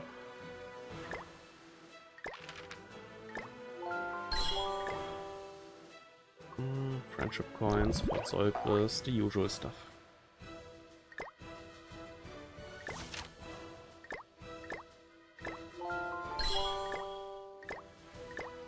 There should be a feature that the game is like literally seeing, ooh, you're done with the bingo event. I don't give you any more bingo tickets, because it's kinda annoying to always see the mailbox popping up. I could actually beat the event boss, but this will just be me doing autoplay. Could you? Okay, and I would also do this just for normal raid materials, I guess. I mean, beggars can't be choosers.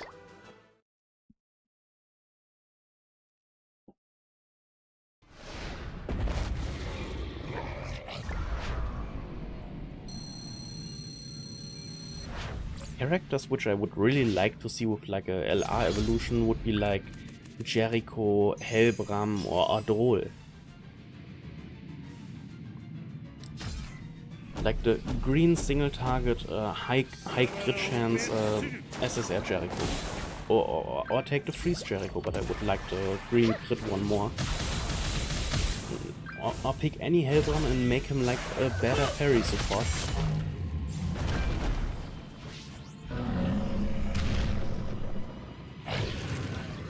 Like, still with LR Gloxy, Fairy still sucks at some point.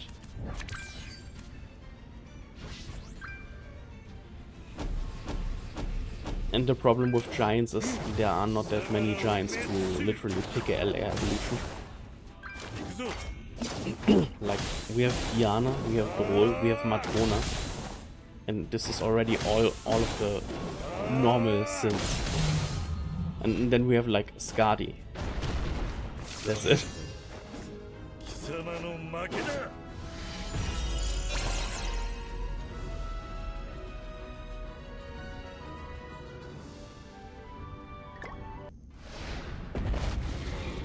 Festiana, you still see Festiana in some teams. Giving her LR would be kinda maybe too strong again.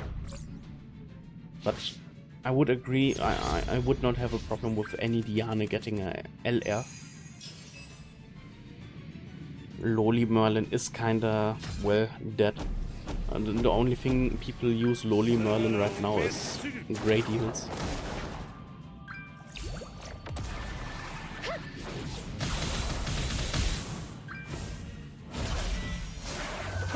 I mean, I literally don't care that the moment the next LR character gets released I have 100 seals and then I LR him when I have him.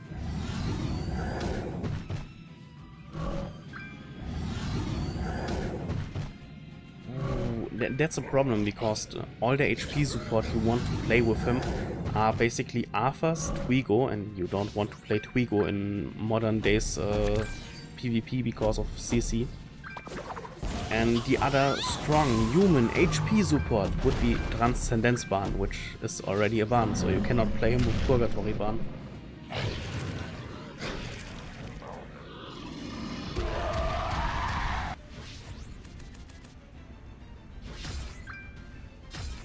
And I mean, even if they rework Purgatory Ban, he still will mainly be a HP scaling character. So like they had to major overhaul his whole passive, that it's not requiring how many humans in your team. Basically his whole HP scaling is not about the humans in his team. Or they just had to way too high to increase the HP scaling.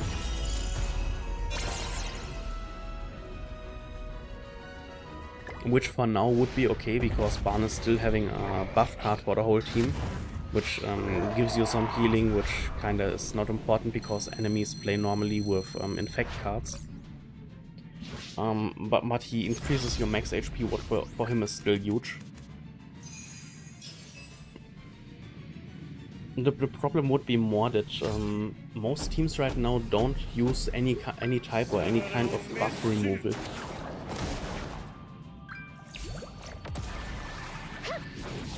But then again, most teams right now are really running around without buffing themselves a lot. Like, yeah, you have to wear Gopher, but it really rarely happens that somebody is playing a level 3 Gopher card to actually get the buffs. Instead, it's more used to just push the cards.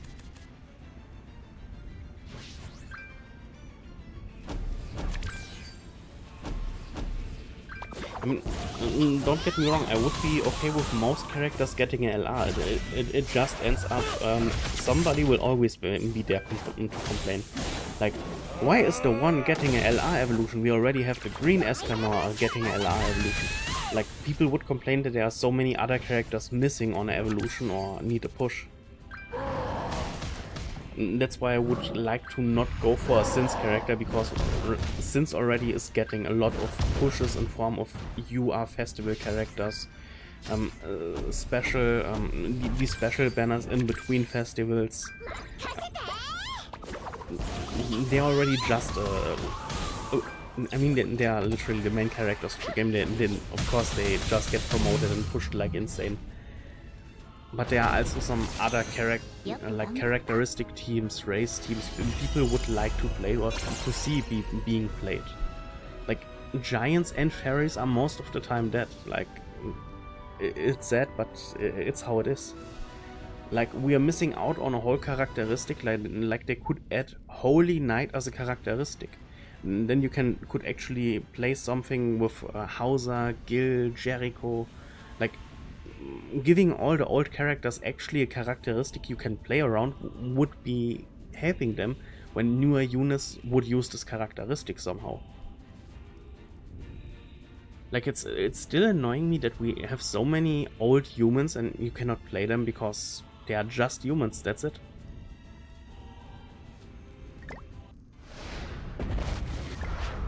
Like, bring something like a Festival Zarathos.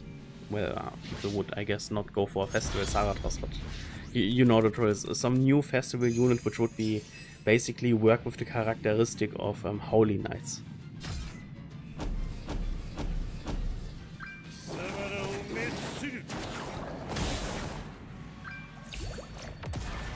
Yes and no. Lilia is good. The problem is catastrophes are just missing out on Super. When there would be better catastrophes to play with Lilia, Lilia would be awesome. Sadly, the old catastrophes suck in terms of stats and passives and overall. Gallant was just Netmarble grabbing really deep into the toilet and fishing out the worst thing they could find. Like, the best thing about Gallant is his skin. You know how sad this sounds and how sad this actually is. And the much sadder part is I don't even remember which LR we got before Gallant. What was it? Gloxy? Because Gloxy also just sucked. I mean, there was like for 1 week the people playing the Fairy Glass Cannon team and that's it. Like, you had like one of the awakened Elaines, well, the wing Elaines. I don't know which one anymore. I think the one with the blue buff. Like, you had Gloxy, Jelly King, and the wing Elaine. And basically what the whole team was allowed, everyone plays one card and when we don't wipe, well, GG.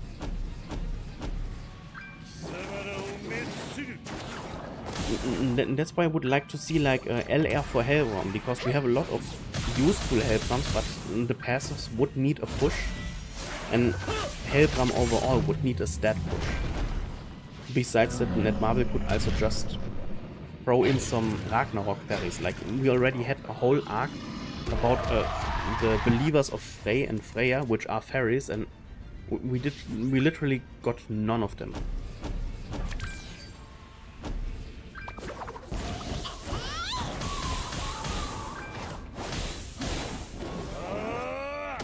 Yeah, for Chaos PvP it was okay till they started to increase the cost of them again, because people started overusing the team because they were not able to use the other teams. I mean, they tried to balance the PvP, the Chaos PvP by just increasing or decreasing the cost each day by looking up how much got the teams used by now.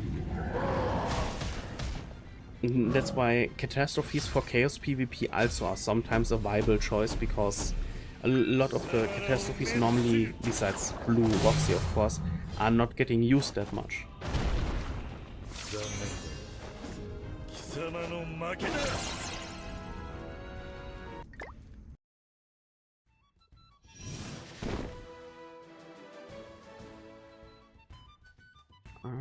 Event shop.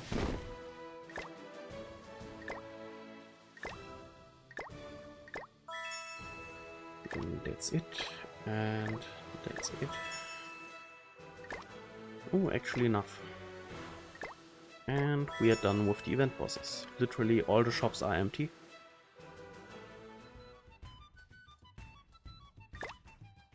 Diamond perk is also kinda not pushed that far.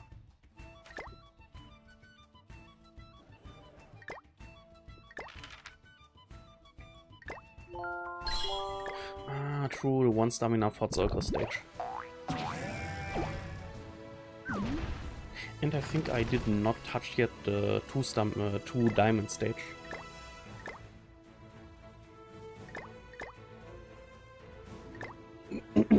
Like, for demons, I was really waiting for a long time that Monspeed gets like a LR evolution, but then he got like an insanely good Holy Relic, which I also don't complain about, but like Monspeed or Derriere were some characters I hoped to get an early LR evolution. But then I mean, I don't complain about Zeldris. I used Zeldris a lot for PvP and just for PvE event raids. But Garland was just a disappointment.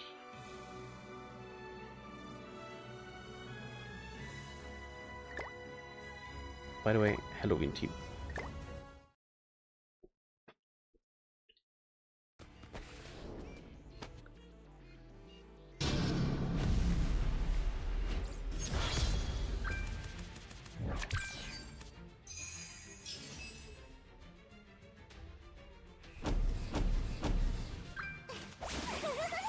I mean, Grand Cross has like 6 races they added for the game. From these 6 races, most of the time 3 till 4 are mainly played. But right now, normally like human, demon, unknown, goddess are the meta, somehow. But be honest, goddesses are dead like months now. Like, yes, Mael got a holy relic, but do you actually see a lot of goddess teams you encounter in PvP? Like 5 matches in a row and you have like 3 or 4 goddess teams? Because I don't.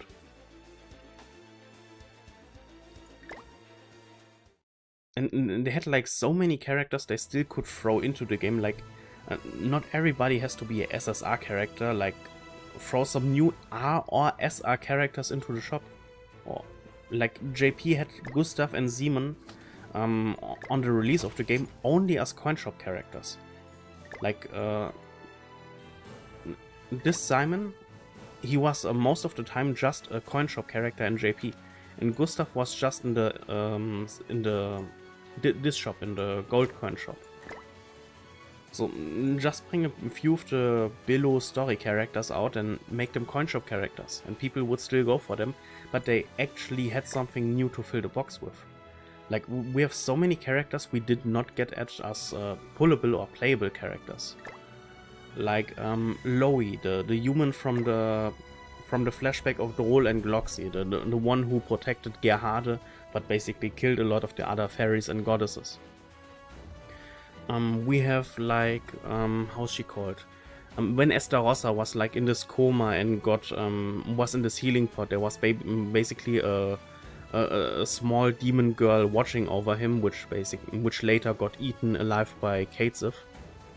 But basically, they could add her as like a SR demon character. Like, make her a bench support. Like, I had a whole list of characters who basically made an appearance in the game or in the show and did not enter in the game. Like, Nero Buster. People want goddess character. Nero Buster was part of the Stigma arc, the time travel arc of Droll and Gloxy. And she was also basically the female dog who decided to just basically to bail out after Denzel sacrificed his life for her. Which made the whole sacrifice just so bullshit. Like, I have a final trump card. Denzel ending his life, summoning Nero Buster. Nero Buster running away, getting killed instantly by Deriari. Peak. Like, you want new goddess support? Bring Nero Buster. They could also add the second Grand Cross movie which plays after the main story, and I mean, the game finally has finished the main story. And then they could start bringing dubs, Daria and the Supreme Deity. Like, this would be a new fairy, a new goddess, and a new giant. Like, the options are limitless. Basically, from the movie, where's the quests? Side cinematic. From the movie story, we have like, from the 6 Knights of Black, we have 1. Like, make the other ones just SR characters that people have like other demon options and actually characters they can push. Like, a lot of the late game players are just missing out on characters to actually push their constellations further. Like, we have this demon girl with the whip, we have like the lion demon dude who lost against Escanor. Like, we also are still missing the 10th commandment, Grey Road. I mean, nobody will pull for him, but just give him a coin shop commandment like all the other commandments. Like, just throw him into... Where is it? Just throw him into this pool and people could get him for SSR dupes. Would be a new character. Could be sometimes featured in a banner. And there are so many options, like Netmarble has not really to recreate the characters. The assets are already in the game for like story mode encounters when you have to fight them. Like Grey Road is actually having an ult in the story fights. Like the same goes for the 6 Knights of Black characters. Like it's bullshit that we only got Delion. And when you want more goddess character, like we got Elatte, they could just add Elatte's love interest with double L. Like they could just add her love interest Solat. Like just give him Arke and something else, because Arke is something actually there's something used, or Arch, or how this spell is called. No, that's her version. Yeah, like 6 Knights of Black, and we just got one of them. Thank you. And we get like so many times like event bosses or final bosses or some special stuff where the game mode is like, we want you to play demons, but please don't bring Estarossa. Yes, it was the Three Brothers final boss. Basically Estarossa, Zeldris, Melli. The game was like, please bring demons, but if possible, don't bring Zeldris, Melli, or Estarossa. And suddenly, you see, I scroll down and there are not much demons. Because some of the commandments are actually not demons.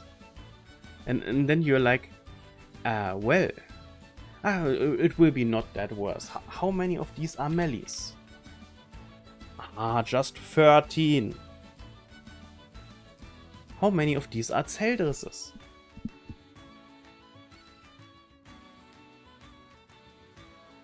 Just 3, 4, tops 4. I mean, this one is next week in the free multi, in the free banner, which I hope I get him.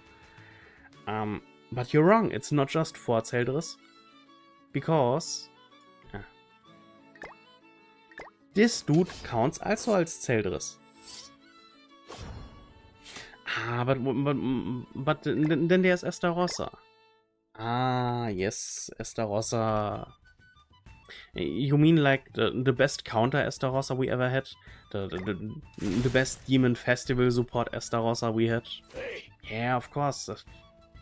And suddenly we are down to like 20 demons we cannot use.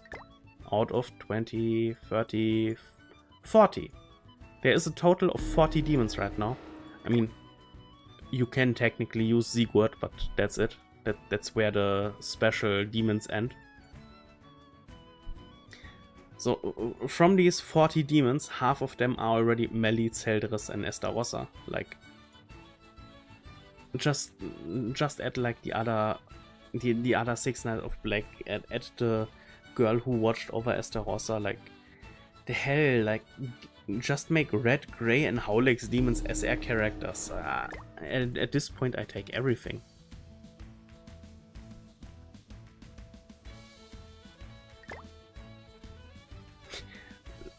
I mean, you go over to Giants and you just see like 15 Dians smiling at you. I mean, like when we would not have the Attack on Titan collab, literally a full Giant team would be just Dian, Skadi, Droll, Matrona. And most of them would run a taunt skill, which is kinda bullshit because you don't need like 2 or 3 taunters at the same time.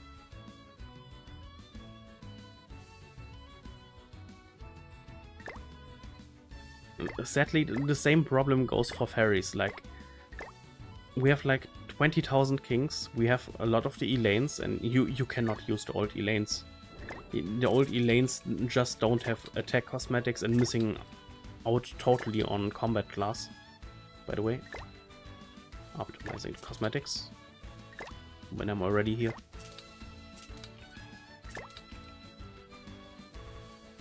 So you only have the new Elaines to pick from. King, you have the Gloxies, and thankfully now LR Gloxy, which is still kinda not that good. And we have Helbram, and Helbram is one of the oldest characters, so he just has bad stats. And instead of actually pushing the stats of older characters, Netmarble was like, you know what? We picked the cards of the same old characters and just push the modifiers. Like when there were a lot of old characters with a charge skill, they would just rework the damage modifier of the charge skill instead of actually reworking stats.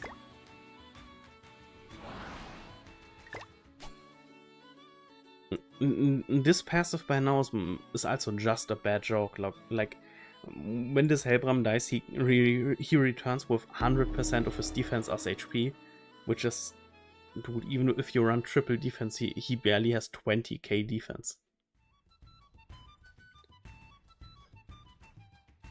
Like this could need like a major overhaul, but I could see the green one shine somehow the most by him being like a LR buff support for fairies. Also with the fact that we right now need like poison, bleed and shock skills for the demonic beast Ratatoskr. And the whole fairy team would kinda work for this, like Jelly King. Are you doing anything in this? Bleed with him. So you could use like Jelly King, Gloxy, reworked Helbram, and any Elaine. I guess a healing Elaine.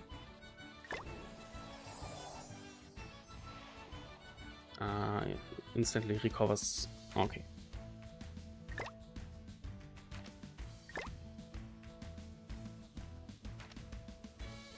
Like mono fairy team against Ratatoskr could be possible.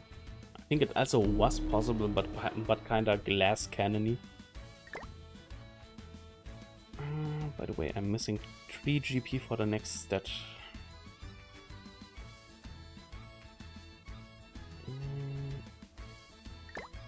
What is it that you are doing? Decrease Pierce crit by 12 for each poison, bleed, shock or corrosion effect on all enemies.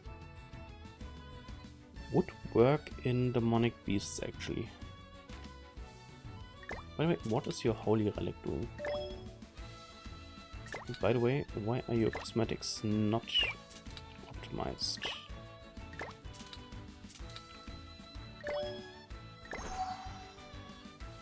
Increases all enemies' damage taken by 30 while they have the shock debuff. This is actually huge with the other Elaine, I think. This one. Nope, the wrong one. Was it this one?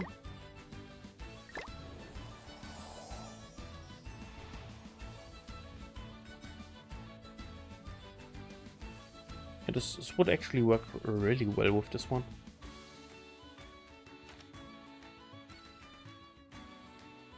But for now I take a break from the game. Maybe later this night I will start streaming something else, but I don't think it will be Grand Cross again for today. But until then, thank you guys for chilling, thank you for staying, and thank you for watching, and until next time, bye bye!